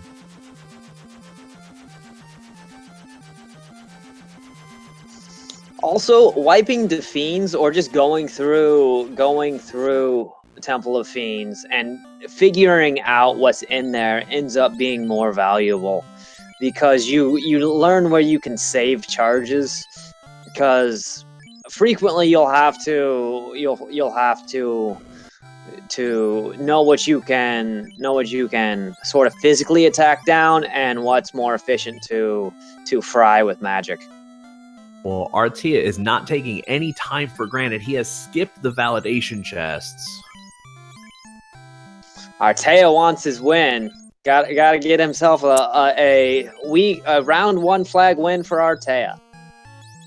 Which is really interesting because he already has what I just call it a 3% win, a 3% overtime win, which is very good, or at least I'm going to tell myself that with a 5% overwin. But he is definitely not done. He wants to get that 0.00 on the scoreboard.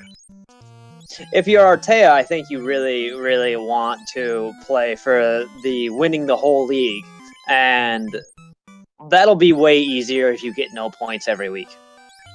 Well, not only that, Artea has been frustrated the last couple of races, being basically the bridesmaid, coming in second or third in each of the races. Just not quite getting there, so provided he makes it through Temple of Fiends on his first run, he's got to feel really good about it. So, Muffy Tuffy Wuffy, Artea is not a featured runner today, but he is in the league in the lead. We're trying to get him swapped in onto stream, but I don't know if that's going to happen at all or anytime soon. Yeah, there are 18 runners in this race. What you are watching just happens to be 4 of them. At any particular point, any racer could take the lead, and you just never know. This is race number 6 in our Stage 1 series, and in race number 1, Len the Cat came out of nowhere and won that race. So certainly anybody can win at any point. And there is always the possibility that Topher is the great equalizer and something opens with nuclear. And there you go. There goes your party. Let's try it again. So we have Czar working on Kraken. Off stream, we have Split Punch on the Bridge of Destiny, hoping he runs into a Warmac or 2.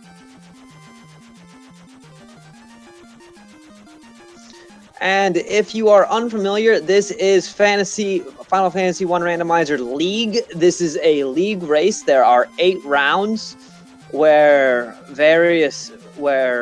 45, what do we have? 45 members are taking on various different challenges and settings and trying to win. There's a number of races for each round, and at the end of the year, or at the end of the season, all the scores will be tabulated, and there will be a winner. Yes, and to update those who have just joined us at the 1 hour and 33 mark, these Stage 1 flags do require all 4 party members to be forced. So in this particularly exciting race, we have had 4 mages forced with no real and true melee classes. Artea, actually, just to answer a question in chat, Artea is on Lich 2 at the moment. Never respect Lich 2. Well, Lich 2, he's definitely disrespecting Lich 2 by using all of his items as castables. Doesn't he have Harm 4? Yeah, he's not showing Lich any respect.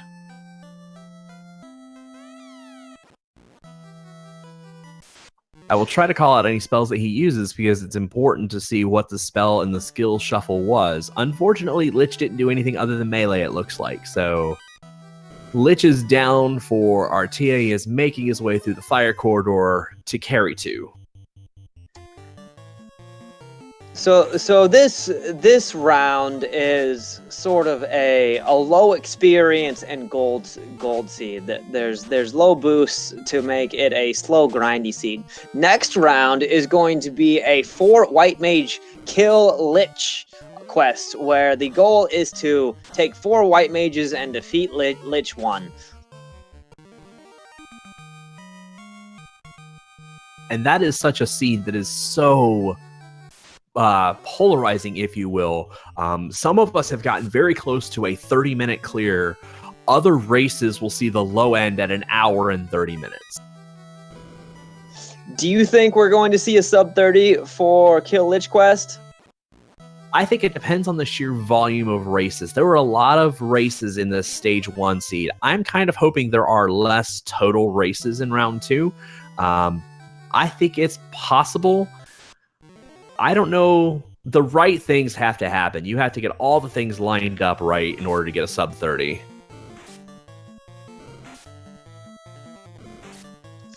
Azrael Ravenheart turning in his tail. Class changing. Zardia is entering into the waterfall. And then we have the top couple runners on the sea shrine. Artea Hero runs his way through the water floor and ends up at Kraken 2.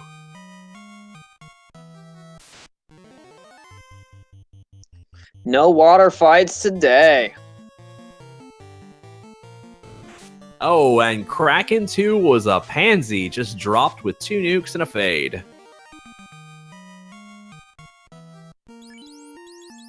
And his first encounter on the other side is the Twilight Cosplay Club. Shouldn't be too much of a difficult fight unless they get the jump.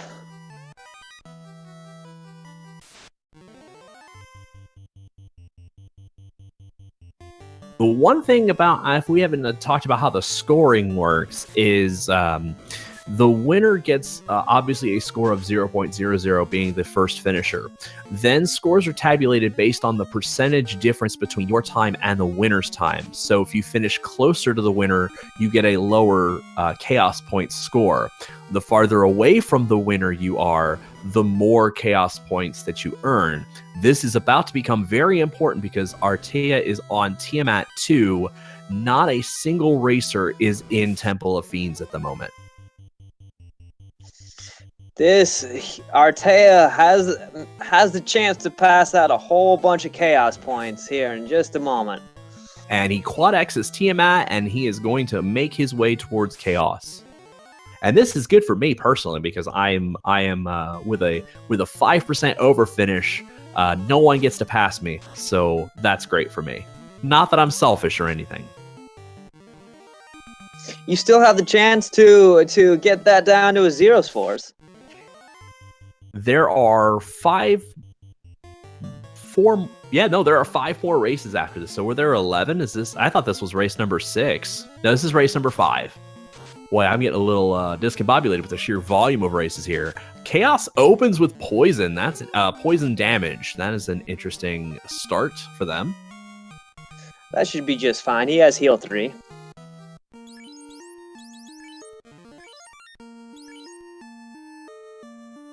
Quad X might be the MVP, but Quad X cannot be used on Chaos, so he's going to have to kill this one the normal way. Unlike other sources of instant death, Quad X cannot roll the 3 and 256% chance to succeed. Chaos will always resist it. And this is not to disrespect any of the runners that are currently on your stream. We are just trying to keep you all aware of who is about to cross the finish line.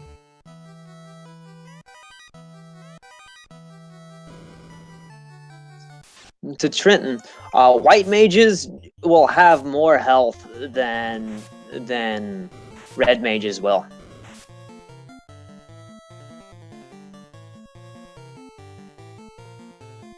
And he is boosting up that third white mage with the mass immune at the moment.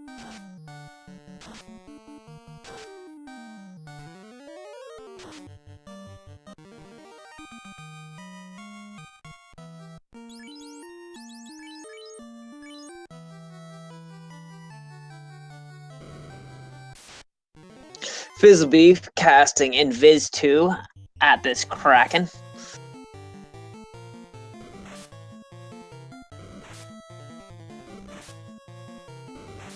And Maya is still checking the chest with spike tiles inside of water. It's very interesting. I don't know if he checked Titan's Cave or not, because I can't be sure of what possibly he's looking for. He's probably looking for a mass mune. That'd be my assumption. Lord Fizzleby finishes his water temple. Sea Shrine. How's that chaos coming? Still alive. Any nukes? Any nuclears? Any swirls? Negative. He hasn't done anything crazy. He just opened with the poison damage. That was about it.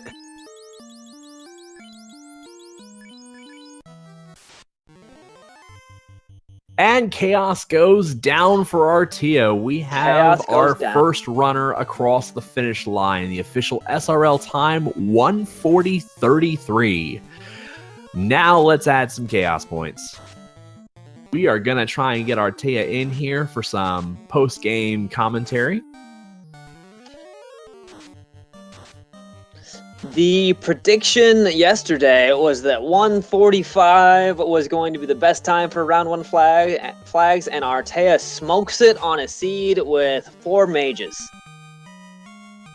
You know, I really think the 4 mages really actually did more to bring down the time. I mean, if you think about it, knowing Artea, and, you know, he did not grind anywhere. You know he didn't. He just took more fights, and he just leveled as he went. And without the grind, that really saves you a few minutes.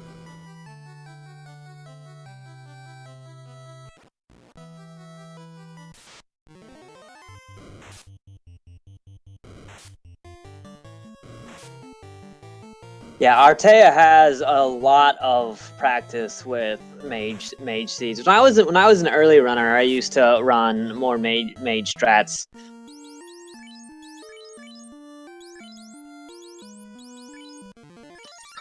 Artea is going to be taking a smoke, and then he'll join us here in chat. Thank you for the math, Thalphon. Every 60.33 seconds is 0.01 chaos points. I know many of you don't have access to the standings, but Artea had a 3% finish earlier in this week, so he actually has moved into that tie for first, but he only moved up about 2 places. Certainly made sure no one else is moving up. Which is good for me.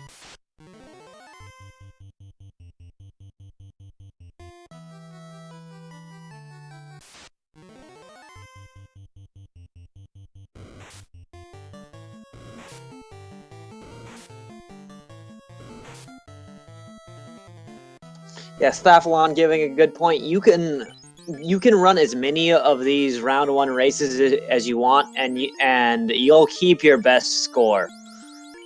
Artea has ran either all of them or all but 1 or 2, but he has had to forfeit twice for various crazy reasons. Like he put the seed in wrong.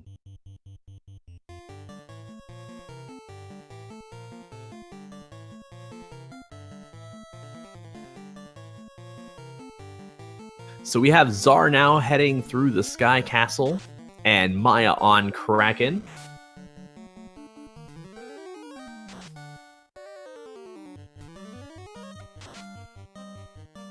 So Lily Hayes, this is a league race, and there are 45 runners that are signed up for league, and it's sort of a standings. It's a league. You go, you play, and then at the end of a season, you'll have rankings, and during the season you'll have rankings.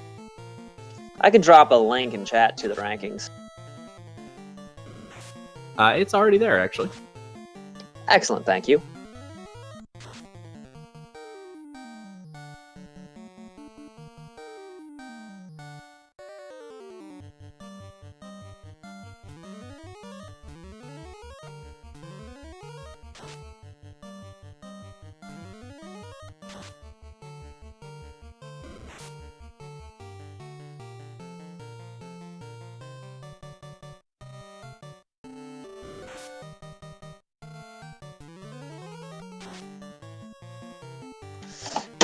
Kraken has taken down 2 of Maya's mages, has stun touched, and there goes a third.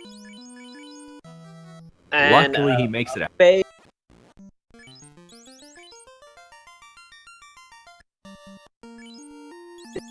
a Fade takes Kraken down.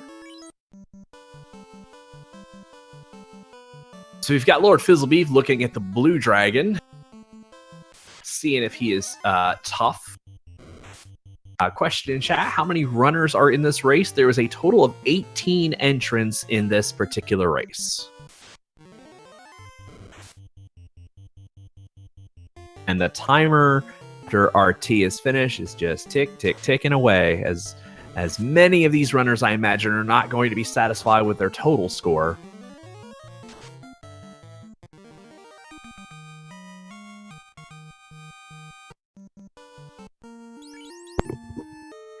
I think there are probably only going to be 2 people truly satisfied, 3 technically, truly satisfied with these results. Artia, of course, for winning, and then Split Punched and myself for being able to have a less than 10% finish, less than 10% over finish. This does not affect either of us in the standings, but everyone else is gonna feel it. Well, Artea, welcome. Well done on an amazing race and posting the best round 1 finish this round. I you know, this was like the perfect Artea seed. Clearly, what's your first response to it? Quad X is life. I heard reports that you quad X'd 3 of the final 4 fiends. Well, we're at 220%, so quad X is very easily calculatable. Like you know roughly how much HP they have, so I mean it's not a stretch to get it off on TOFR bosses. I got a bit lucky on turn order, meaning that, like, well, my black mage went last after a couple of nukes and faith and such. So, I mean, on that front, I was a bit lucky, but GG Artia, just for the fans in chat, just describe how you your methodology. You say this is a very good Artia seed. Just kind of go through your thought process as the seed unfolded. You've got free AoE, so I mean, just clear anything as fast as humanly possible. You're running 4 mages, so the black mage is dead. He's never gonna live through a nuke or through anything in Temple of Fiends. So once you have enough charges of whatever you need, which in this case wasn't really that much, black magic was a bit of a letdown. Just kill him off and try to wait, this is a PG stream, so try to get to fluff your nuke HP levels on everybody else, meaning try to get as close to 401 as you can. After that, if you can't 1 round a boss or 2 round a boss, you're pretty much screwed anyway.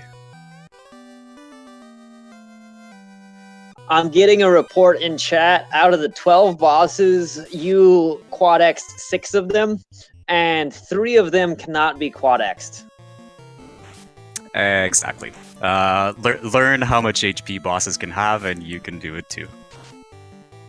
There's no luck involved to it. If the mob has less than 300 health, he's dying. So you can roughly know when to cast it and pull it off. So I have a question. We didn't have your stream up. Was quad X useful against your mortal enemy, the Tyro, this game? Yes, quite a bit, actually. First thing I did, once I picked up the floater, I was like level 10 or 11 or something, so I killed off 2 mages and had my red mage and white mage to go fade some Tyros for a little while and get up to around 16 or 17. And after that, I just went through Sea Shrine and Sky and all those dungeons. I mean, that was a pretty heinous thing that you did to all those Tyros. I hope you feel good about yourself. Well, the good thing about that is, well, Tyros aren't likely to take it out on me anymore because there aren't any left. So tell me a bit just about how you feel. We've been watching you struggle a little bit from seed to seed to seed, coming really, really close to winning, but just not quite getting there. So how does it feel to not just win? Feels good to be back. It feels good to not have yet another black belt percent run, which isn't really my strong suit. I really, really dislike black belts for so many reasons. So no, when I saw the classes rolled for this one, I was pretty sure I had it in the bag. We've got a few runners kind of getting through Temple of Fiends right now. We've got Czar making his way to the Earth floor. We have Papa Foy's and Split Punched on carry 2. Split Punched also employing the Quad X strat on carry there, moving on to the water floor. Artia, that was a fairly good hero run you had across the water floor, by the way. I would love to say that was planned, but I hadn't seen the step table that far off, so that was complete luck.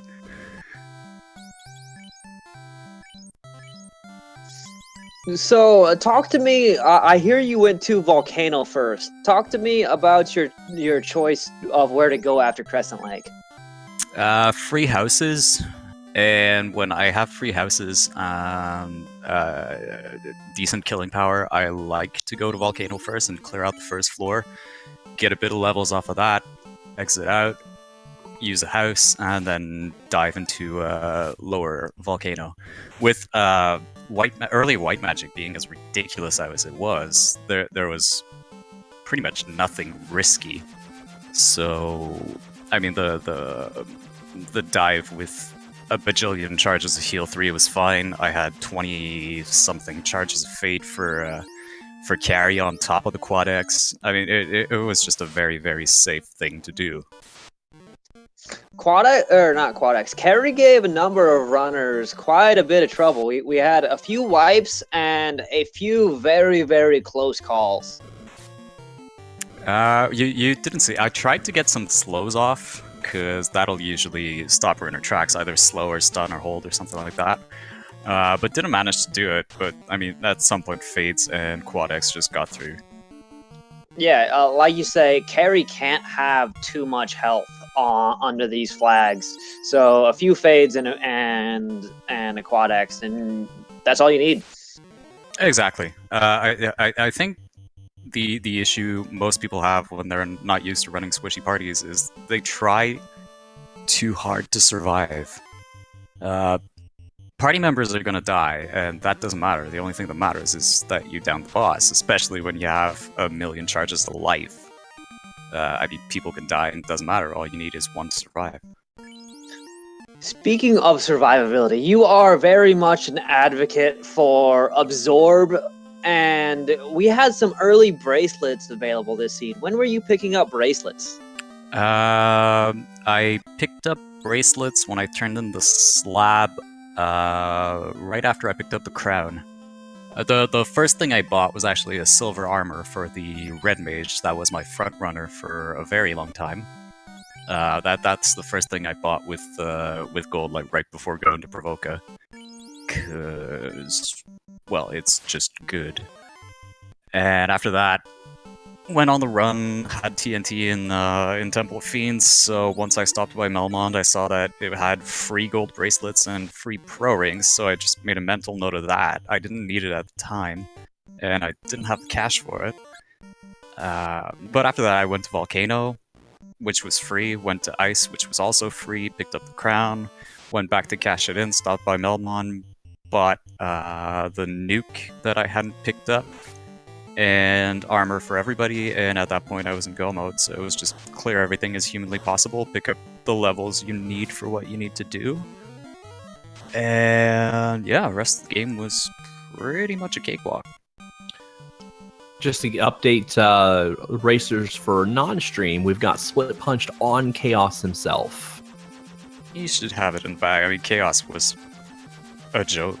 Hey, how did you did you panic at all when he opened with poison? No, because I had 3 ribbons and wall and heal 3. Honestly, opening with poison is a good thing. Opening with nuke or nuclear is scary. Outside of that, you have ribbons, you have heal 3, you have more HP than you need to survive any other skill. So I mean, it's not scary. He had kind of high hit points. Did you feel any sort of panic set in at all as the fight wore on? No, because I had a million in Viz 2, so he wasn't going to hit me, or if he did, it was going to be a lucky hit, and whatever, I have 4 party members. And I had enough tempers to stack it up on anybody and just overcome him with melee attacks and an evade stack. So you found a mass immune in Mirage. How important was finding the mass immune? Not very important, actually. The only place it helped was on worm encounters. Well, just like Temple of Fiends trash, but most of what I fought was made of paper, so even if I hadn't picked it up, it would have been fine. I mean, the flame sword would have gotten through eventually. Would have been a bit longer. But nothing hit particularly hard, and nothing had very high hit points. And when it comes to the only boss I meleeed were... No, actually 2 bosses. Lich, which is Lich, so you don't care. You can take him down with whatever. And Chaos. But for Chaos I had a million tempers, so it could have been an Iron Hammer and it would have been fine. Did you feel like you were in the lead? Like, did you feel like you had fairly good distance, or did you always feel like maybe somebody was on your shoulder?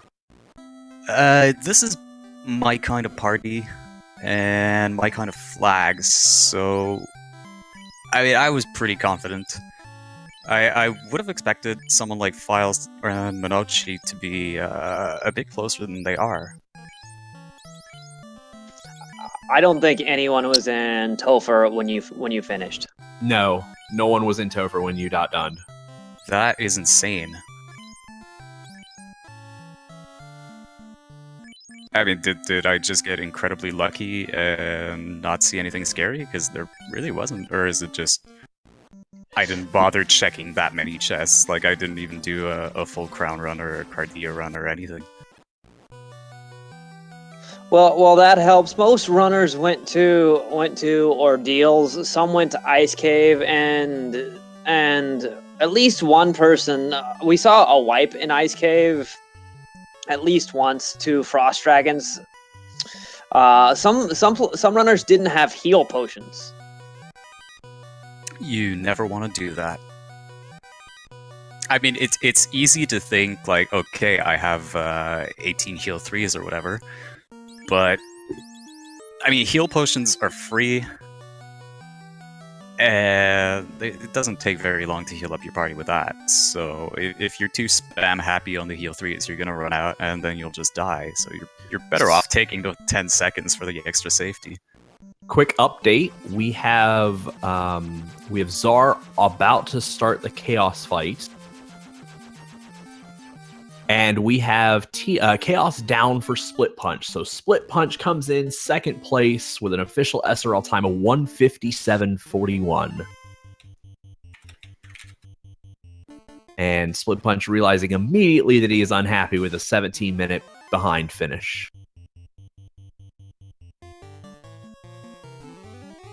I'm not surprised on Split taking second. I am a bit surprised on how far behind he was, though. Though I'd assume if he went ordeals first, that would explain it.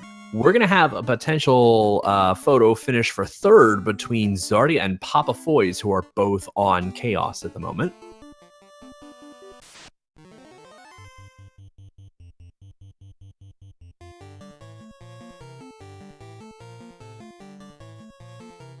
Sardia is stacking sabers, which is decent. He has to give up fade charges, but that's probably a good choice on this here Chaos. Well, apparently he had Cure 4, so that's definitely a good idea.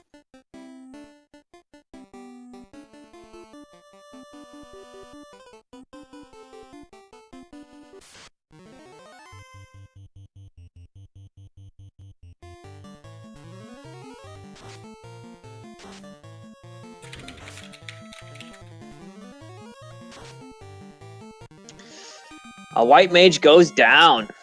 Was that a physical, a crit that got through?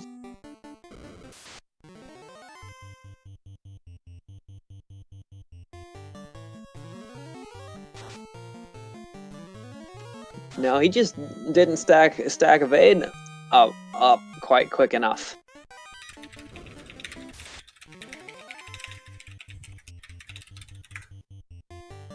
If Zar takes a crit, it might be lethal. He hit the black mage for 170. Which is, it would be a shame if he lost this year, because by all accounts, he's had a fairly solid game. Fire 3 comes out. 270 some odd health on both party members. A heal 2 will help out. I mean, he's got... Oh, and there's the Cure 4 on Chaos for Zar. If he doesn't have anything scary, he should be fine with just the 2 party members he has left.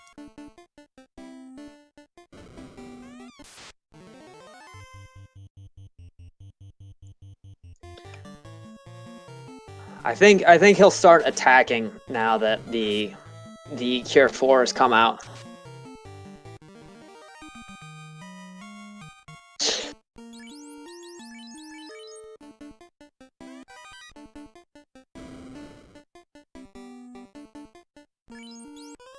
I think Zar has just embraced the Vorpal strats on this one. And there he goes. Down goes Chaos. Our first featured runner, Zar, finishes in 3rd place with an official SRL time of 2 hours and 47 seconds. We have... And welcoming us to the chat is Split Punched. Congratulations, Hello. 2nd place.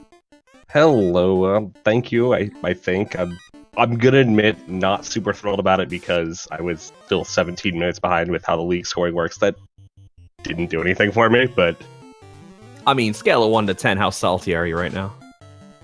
about a 7. So first thought about the seed. I really enjoyed it, except for the part where Artea finished 17 minutes ahead of me, because it was like a seed designed for him if we had a fighter. Other than that, though, it was fun, and I enjoyed not having giant walls of meat for bosses that I could actually like use spells on. It worked. That was cool.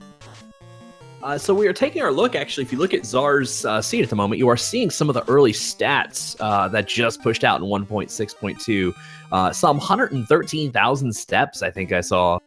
11,000. Which is, holy balls, that's like 2,000 more than I did. That might actually be a good indicator, just tracking how much are you stepping, how much are you walking, and seeing the distances between, like, say, the winners and everyone else. Well, that, and how many encounters, too. Like, how many encounters did you take, reset out of, run away from? Because that's really the main difference, is how much time you waste just running around and on encounters.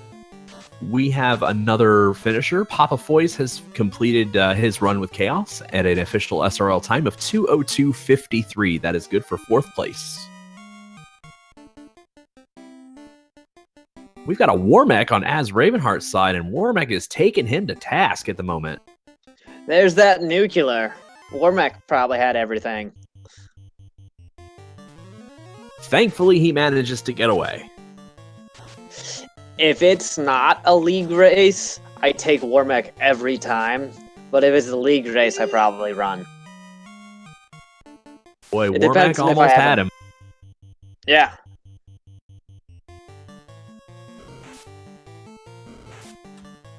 We've got files on Tiamat 2 at the moment. Menochi is on Phantom. Another Warmech opens with ice too.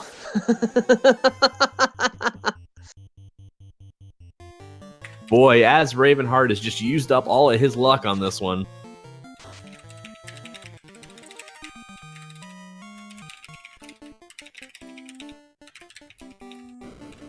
We've got Len the Cat on Lich 2 at the moment. Hi, Zar. Zar GG. Congratulations. GG all, GG. GG's are. Art, did you do Crown Quest immediately after finding Crown? Yes, but I cleared out the volcano already, so I picked up the floater in Elfland, and after that I didn't have to waste time on Zardia Isles, or I didn't even go to Dwarf or Conaria, actually.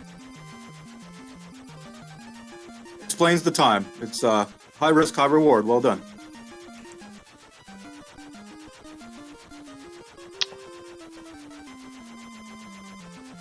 I'm not even sure the volcano play was particularly risky this seed.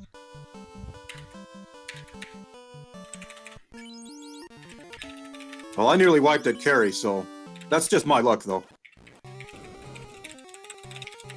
You really took the Vorpal strats to heart there against Chaos.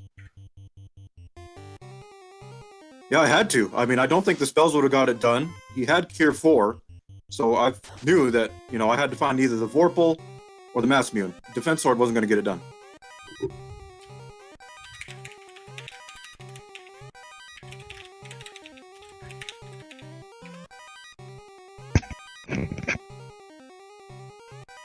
So the Mass Immune was inside the first floor of Sky, and not Sky. Yep, Mirage. you're right. No, it was Sky. It wasn't Mirage because I checked Mirage. Didn't I? Yeah, it was the left set of chests on the first floor of Sky Castle.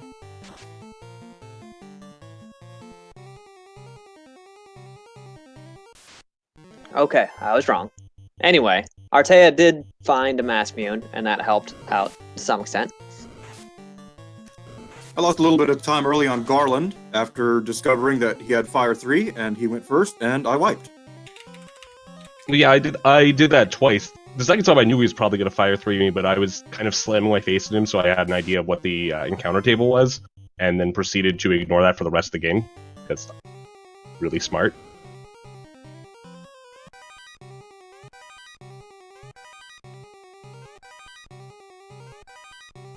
Lost time to GR Wolves, too, trying to get to Lazy Dwarves, and I had a tent, but, I didn't think there'd be any problems. And they tranced me. Still have Maya checking chests here. I would be curious to know what he's looking for. Go mode was fairly straightforward with the crown being in ice, the floater being in Elf Castle just beyond finishing the crown chest, and the slab being in Volcano. And you had 3 free ribbons, too. Yeah, basically, yes. That was probably what he was looking for, the Power Gauntlet, because if Chaos had been scarier, some of the Fiends had been scarier, needing to buff up might have been really important. And he doesn't know that they're not very scary. True, but you have 2 Temper Casters.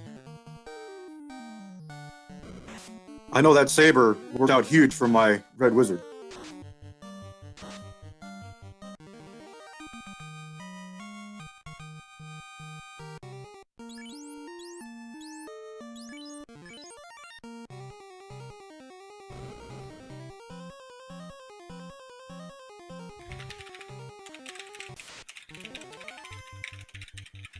Lord Fizzle was the first to find the crown this seed, and he's finishing up Kraken 2 at the moment.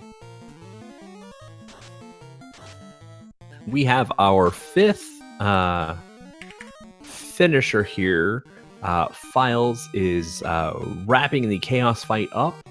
Officially, it is noted at 2:08:31. This is coming just about 5 seconds sooner than I wanted to, and I apologize.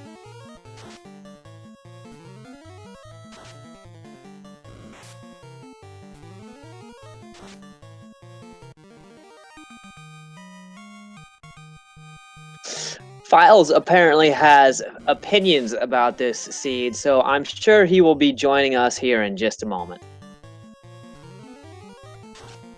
GD Files. I've got to be going for a bit, everyone. Thanks for coming out and watching us. Thanks to Speed Gaming. Thank you, FFR League staff. And thank you to Tyro for steak. I was going to say GG's are, but you finished with that, so just get out of here.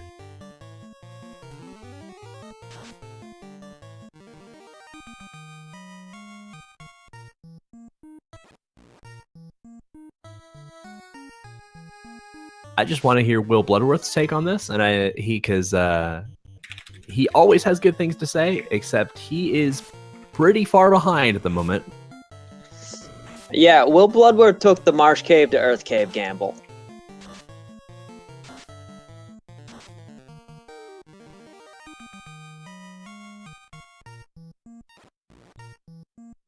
And those did not pay off.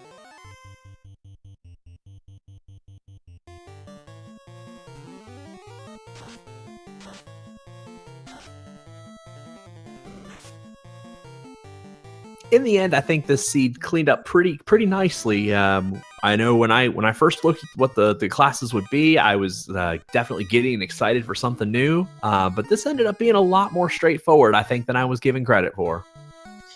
You know, this was one level 5 fade away from being a very, very different seed.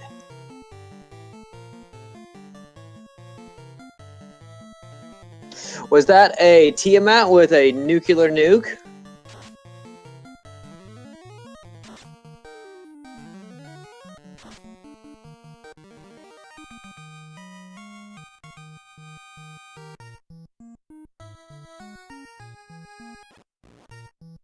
So now we have Maya on the Bridge of Destiny. As much as Maya chants for Warmex, let us chant for some Warmex for him.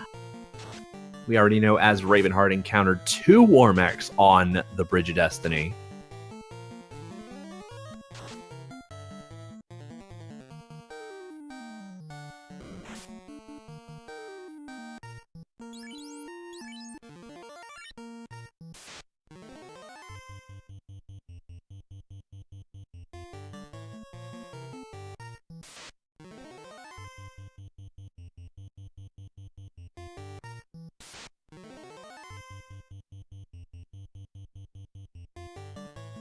As Ravenheart checking the validation chests and finding not much. We've got Len the Cat just completed Tiamat 2. He is making his way encounter-free to Chaos at the moment. Are you a fan of validation checks, Force? Not really. I'll do them, but not really.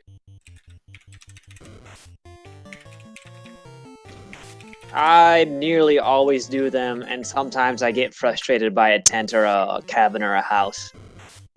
Yeah, only one time in, I think, every run I've ever done did I ever find anything important, like a power glove or something like that. Question in chat, is everyone running a standard emulator configuration?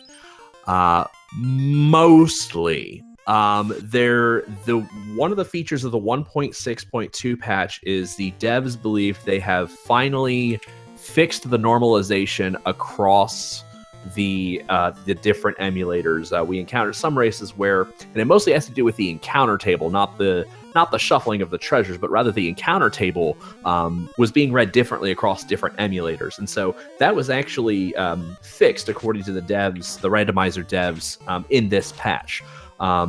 There are a handful of SRL rules about which emulators you can and cannot use. But as far as the Nintendo emulators go, most of us use FCEUX. We have a couple of Nestopia users and whatnot. But there's no real standard like you must use this one. There has to be a couple of favorites.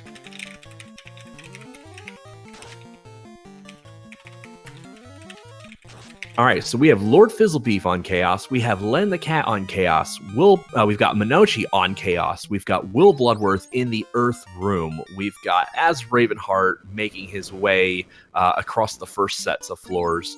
We have Ikben Maya coming out of the Sky Castle. And a handful of others. Brilliant is on the Earth floor.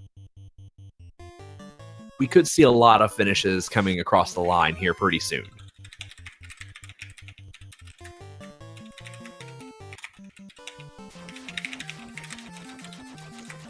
Lord Fizzlebeef is buffing up for his Chaos fight. Gets his stacks of Invis 2 up. He did not learn Saber, so his red mage is just using Temper.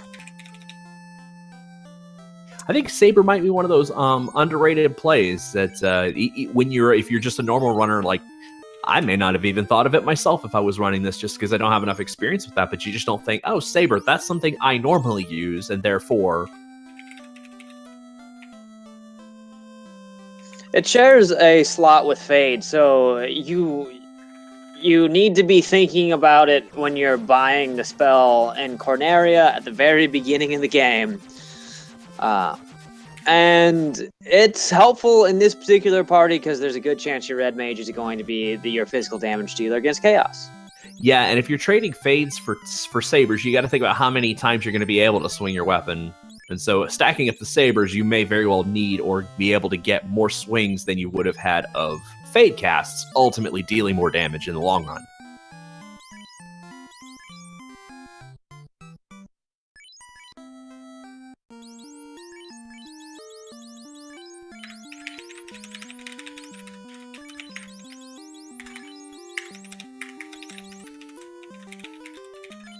Also, your Fades might be wiped out by a Cure 4. Your Sabers will be constructive into the fight more decently. Like, well, if he cures 4s at round 5 and you've done 3,000 damage in Fade charges, you're done.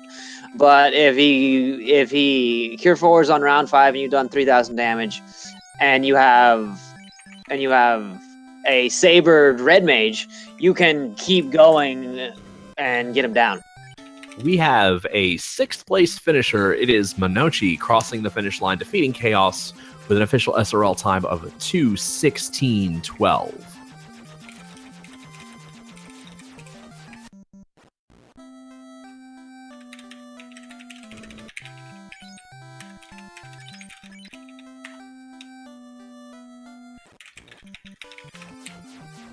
RTA, you must know how glad that I am that you really just boat raced this entire seed. Why would that be? Well, I mean, I get to preserve my 5% finish as a fairly strong non-winning percentage. We have a 7th place finisher. That is Lord Fizzlebeef with an official SRL time of 2:16:49. GG to Lord Fizzlebeef.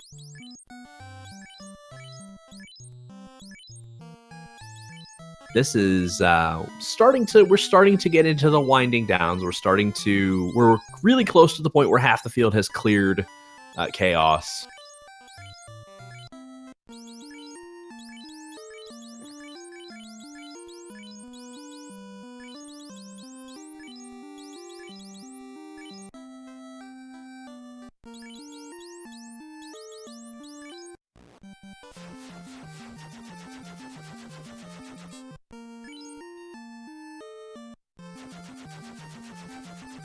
A lot of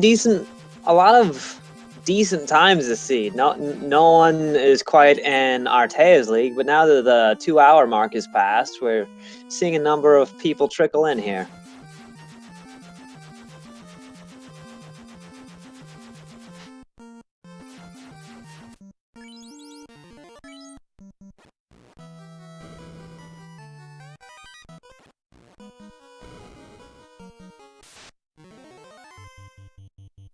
And Len finishes in 8th with a SRL time of 2 hours, 18 minutes, and 27 seconds.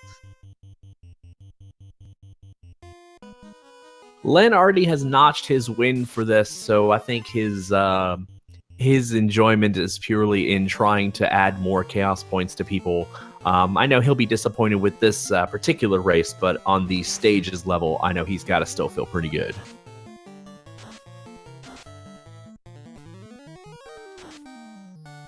So we'll see if we can get any more runners coming in and commenting in Discord.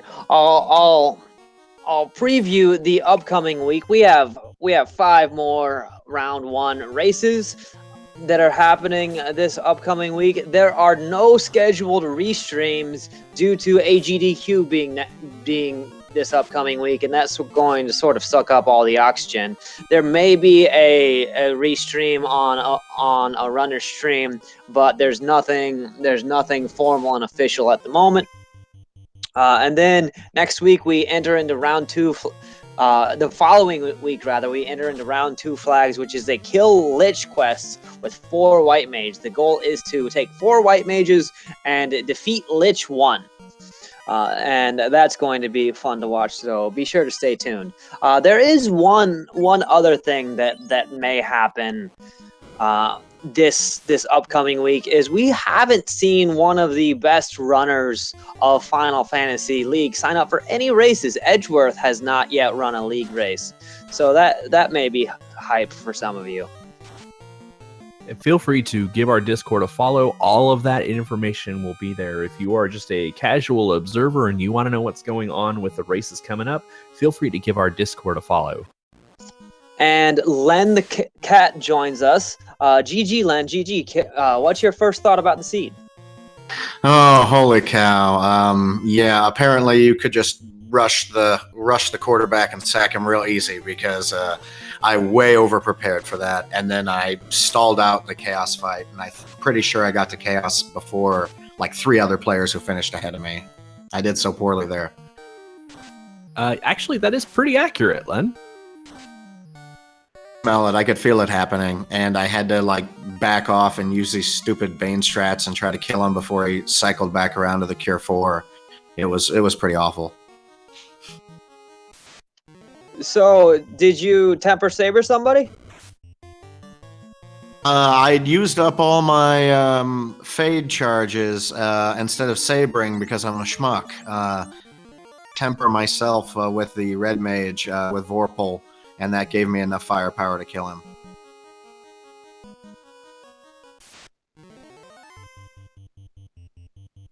So, other thoughts on the seed? How did level 1 fade treat you? That's pretty well, but I don't know. I feel like when you get level 1 fade in a seed like this, it really, really favors the top players, particularly Artia, and probably Split Punched also. That those guys are just so great at the way that they execute and plan, and to get that so early really puts everybody else at a pretty big disadvantage, I think. And I was just praying for a horrible Temple of Fiends with nuke everywhere, and so I really, in my opinion, I think overleveled just in hopes that were true.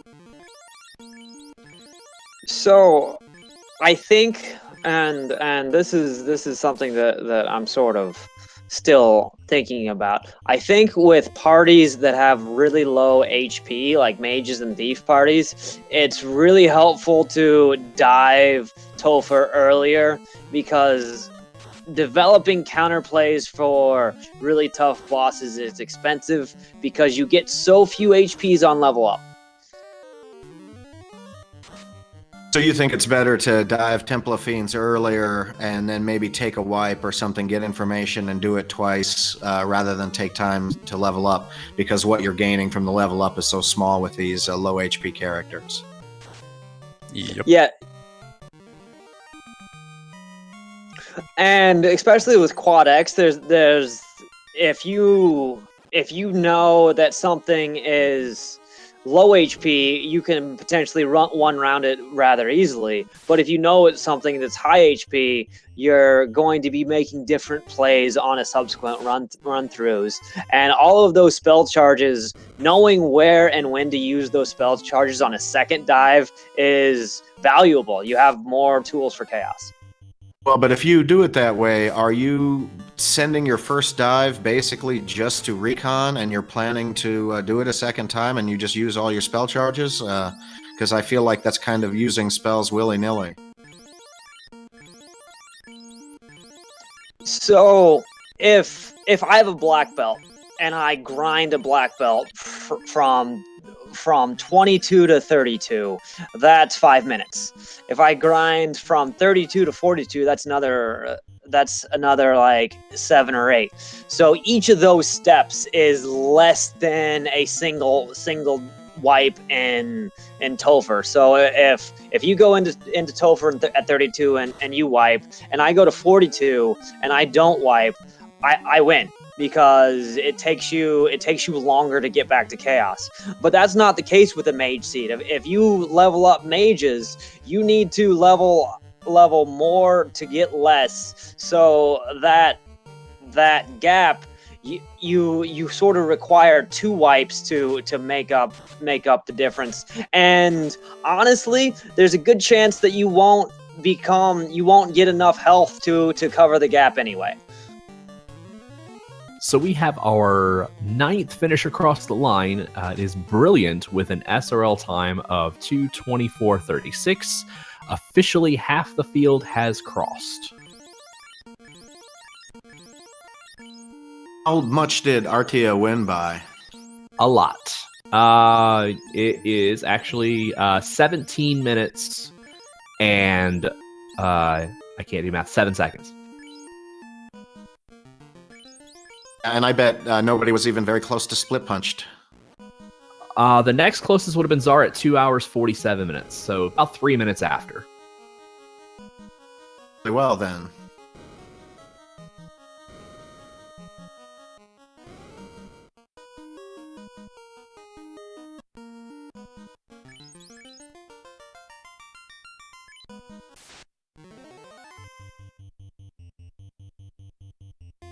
Well, if Artia is on the stream, I'd like to know what level were your guys when you first went into Temple of Fiends? I think I had a red mage and a white mage at like 22 or something, but the rest wasn't very high. But I don't even think my black mage got to 20. The main idea is to get a couple of life casters to a level of hit points that can survive a nuke, or more or less reliably survive a nuke. And after that, I mean, there's no point getting levels on anything else. They're never going to survive 2, and you have a million heal 3s, so it's not worth spending 20 minutes to grind up levels when you can just maybe get an RNG wipe to a silly nuke that kills your entire party and then just go again. We got Will Bloodworth struggling with worms at the moment. I kind of realized that those life 2s and having 3 guys with a lot of charges of life 2 really let you, take some nasty stuff and still easily survive. Yeah, and after that you had a million heal 3s, and after that you still have a full inventory of heal potions. So I mean, there wasn't really anything scary. With white magic being what it is, it was just a free ride all around. So we've got Az Ravenheart currently on Chaos. Will Bloodworth just started his Chaos fight. Alec Gerbrap is on Kraken 2. We've got Ickman Mai is about to start the Kraken 2, but runs into Six Waters right before the Kraken fight.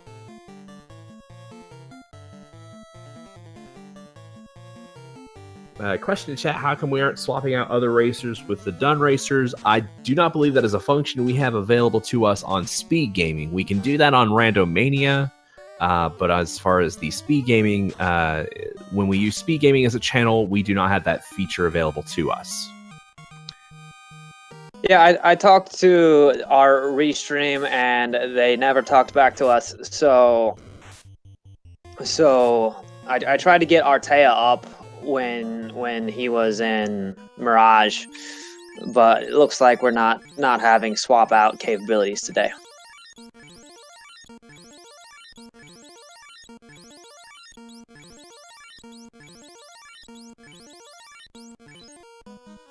And in fading and nuking Chaos to death, Az Ravenheart crosses the finish line, 10th place with an SRL time of 2:28.17. GG, Az.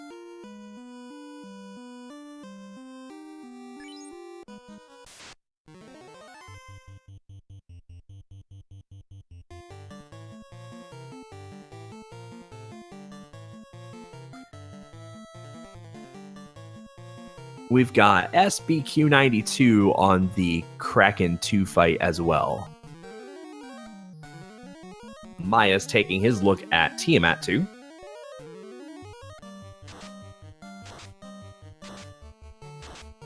Here come Az's statistics. I'm still not used to checking statistics yet. 14,000 steps for Az Ravenheart. Congratulations, this story is happy end. Thank you.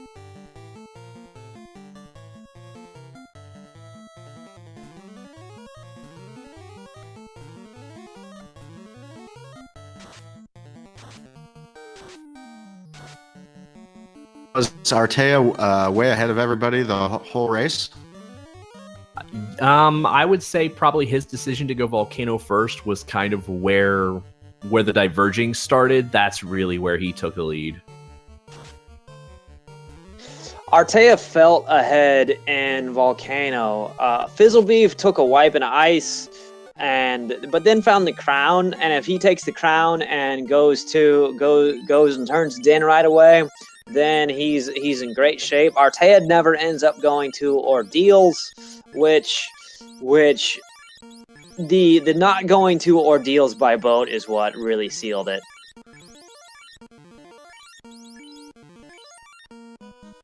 We have some really bad news. Will Bloodworth has reset the Chaos fight.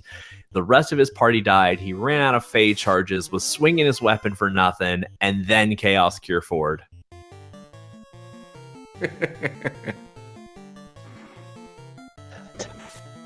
Good game, Papa Foys. What are your first thoughts on the seed? And Lord Fizzlebeef, good game to you as well. So that was fun.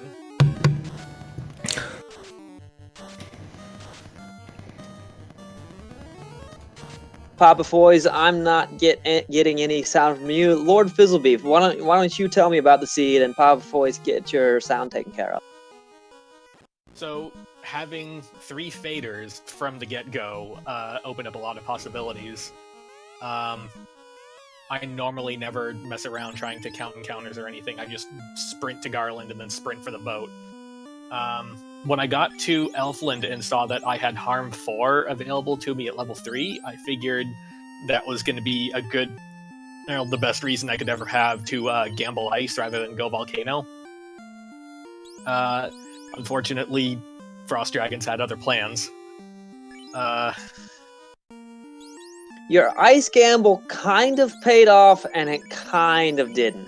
It kind of didn't because it also, I decided to clear ordeals on the way back to turning in the crown, which turned out to be a complete waste of time.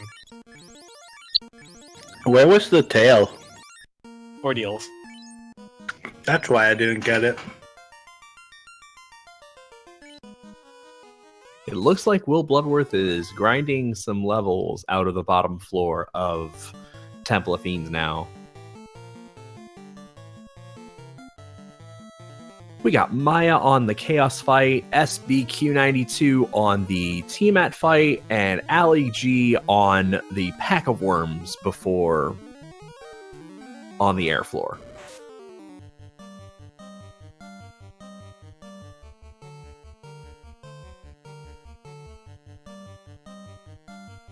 Maya gets some buffs off on round 1, and his Black Mage survives a punch for 150. We're about to see how much that Agama grind paid off for Maya.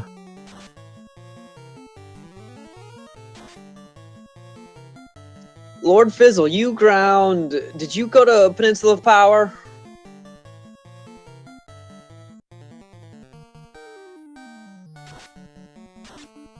I don't remember if Lord Fizzle did, but I think Papa Foys, I think you went Peninsula Power, right? Yep. It was very easy.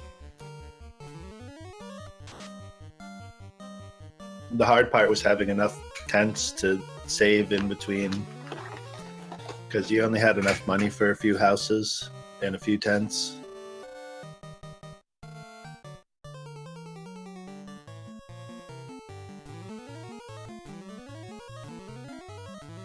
Did any of the With fiends have nuke? Tiamat 2 had nuke.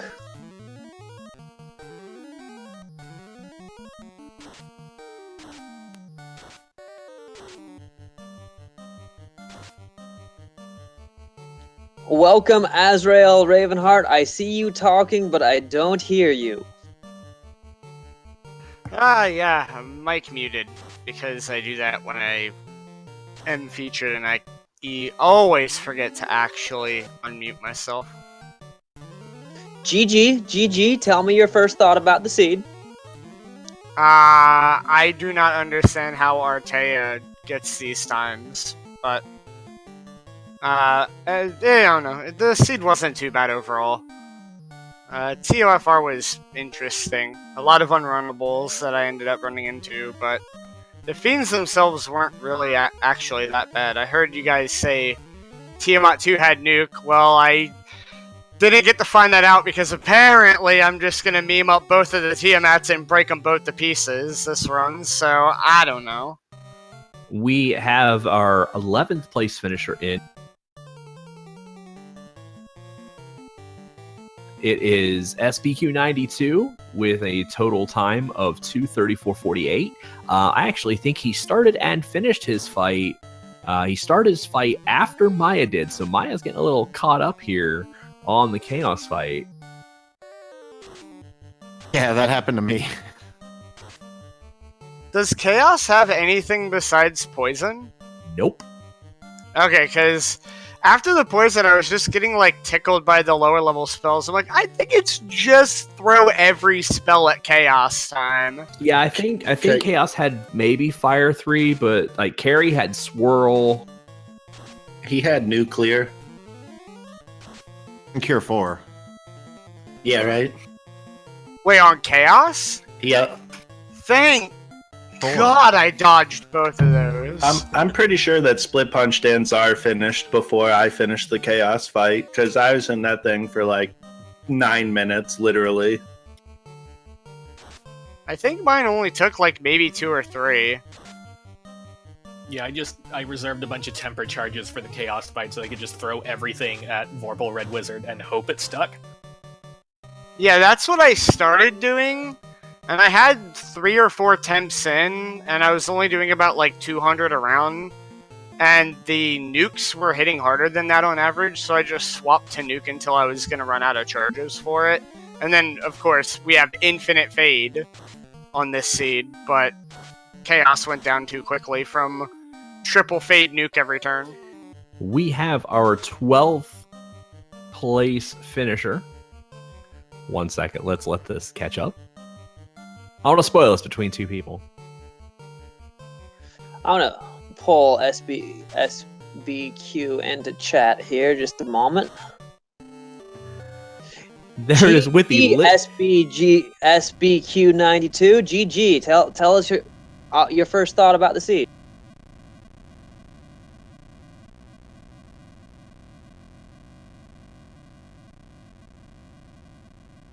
SBQ. While we're waiting on that, our 12th place finisher is Maya with a time of 2:36:58. He finishes just after. Well, Ali G's not finished yet, but Ali G is deep into the Chaos fight at the moment. Why is Will in the volcano?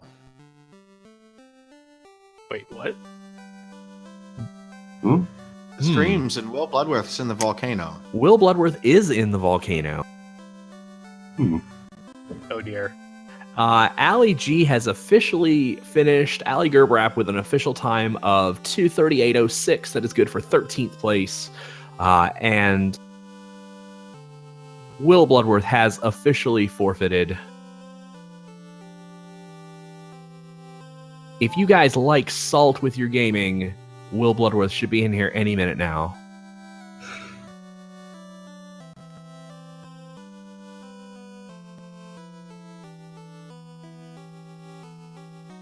I feel like I might have grinded a little bit too much that seed. Well, the winner of the race, Artea, went in with 2 characters at 22 and 2 that had less than that.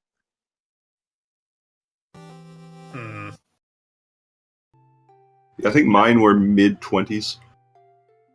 Yeah, I think I hit like 25 or 26 right before Chaos. Yeah. Somebody leveled up off of Tiamat too. I was watching you grind Peninsula of Power for a long time, Azrael Ravenheart. I think you went there after the boat. Yeah, so I wanted to go and check for spells and equipment so that I knew what I wanted to aim for. And then I settled on aiming for level 16. on the white and black mages. I overestimated how good Peninsula of Power is. Generally, if you can take Peninsula of Power that easily, what you're looking for is the zombies. You can get the exact same thing from Ordeals, because Ordeals has zombie fights, which are what you're looking for. The zombie fights are more reliable because they don't come with a troll, and then you find chests. Yeah, and the zombie dragons were pretty good too, but that whole time I was in Peninsula of Power, I was wondering where the damn zombies were. Like, I went through the entire encounter table, and I think I only saw like 2 packs of them. It was mostly giants. Yeah, they were super rare this seed. Yeah, so that POP really were the third. killed my grinding in POP, because I went up there, it was like, alright, we'll kill some zombies. We have a pretty good setup for it with all these level 1 fades, and I was just like, where are they? I don't know. GG Maya, GG, welcome to the stream. First thoughts on the seed? I hate Carrie. She drives me up a wall. I hate images for, I think they had Fire 2 or Fire 3. I wiped to them once. But other than that, I really like this seed. This is a lot of fun, actually. We have a 14th place finisher. It is Fuchsia Fantasy and a total time of 2:40:35. Maya, tell me about the Agama grind. What about it? It was an Agma grind. It took forever. I probably shouldn't have done it, but you never know kind of what's coming down the line. So I thought better safe than sorry. I would like to only go through Temple of Fiends Revisited once. In order to do that, somebody's got to be at a relatively high level to survive a nuke charge. And so that was my thought. Oh, cool. I wasn't the only one who did an Agama grind, but yours was probably way longer than mine was. Yeah, mine was pretty ridiculously silly. Yeah, I just got my red wizard to 25 and called it a day. The eye was where it's at. Yeah, the eye had no HP. No, the spot where it was at was the desert outside of Mirage. I tried that for a bit near the end, and Tyro started running from me, so I was like, screw this.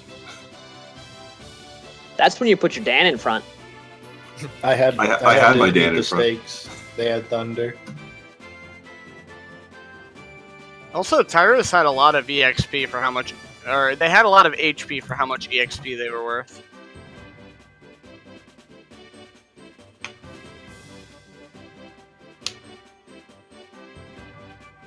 We are basically down to our last 3 runners, so we are going to be wrapping this up pretty soon. We're hoping to get a couple more racers in here to get some last-second commentary.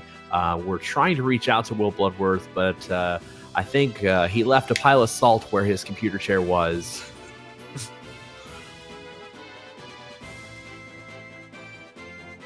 Anyone else get Bane on Chaos? Like, successful Bane to kill Chaos, I mean? I used it about 35 times in that battle. I had like a 8 or 9 minute battle, and it never went off. I got it like round 1. I was really surprised. Brilliant, Ali G. I see you have jumped into the channel. GG. Ali G, do you have any thoughts on this particular seed?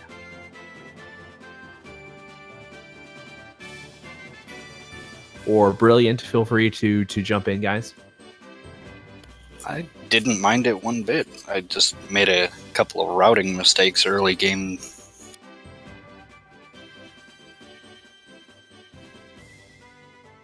All right, all the runners on stream have finished. We're going to wrap this up.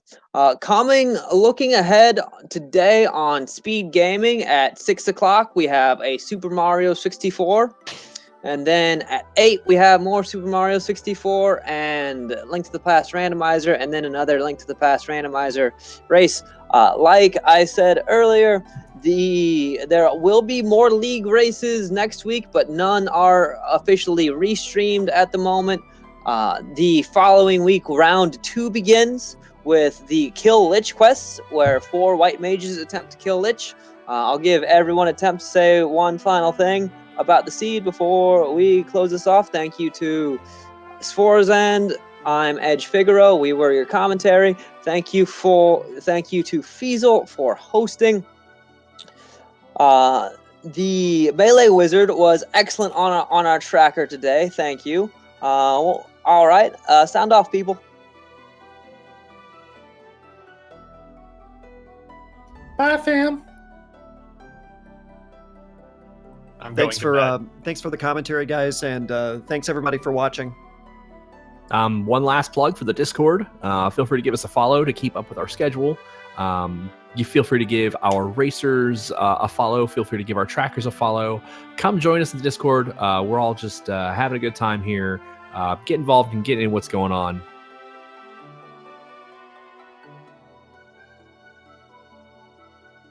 And if no one else has anything, we are going to call it an afternoon there.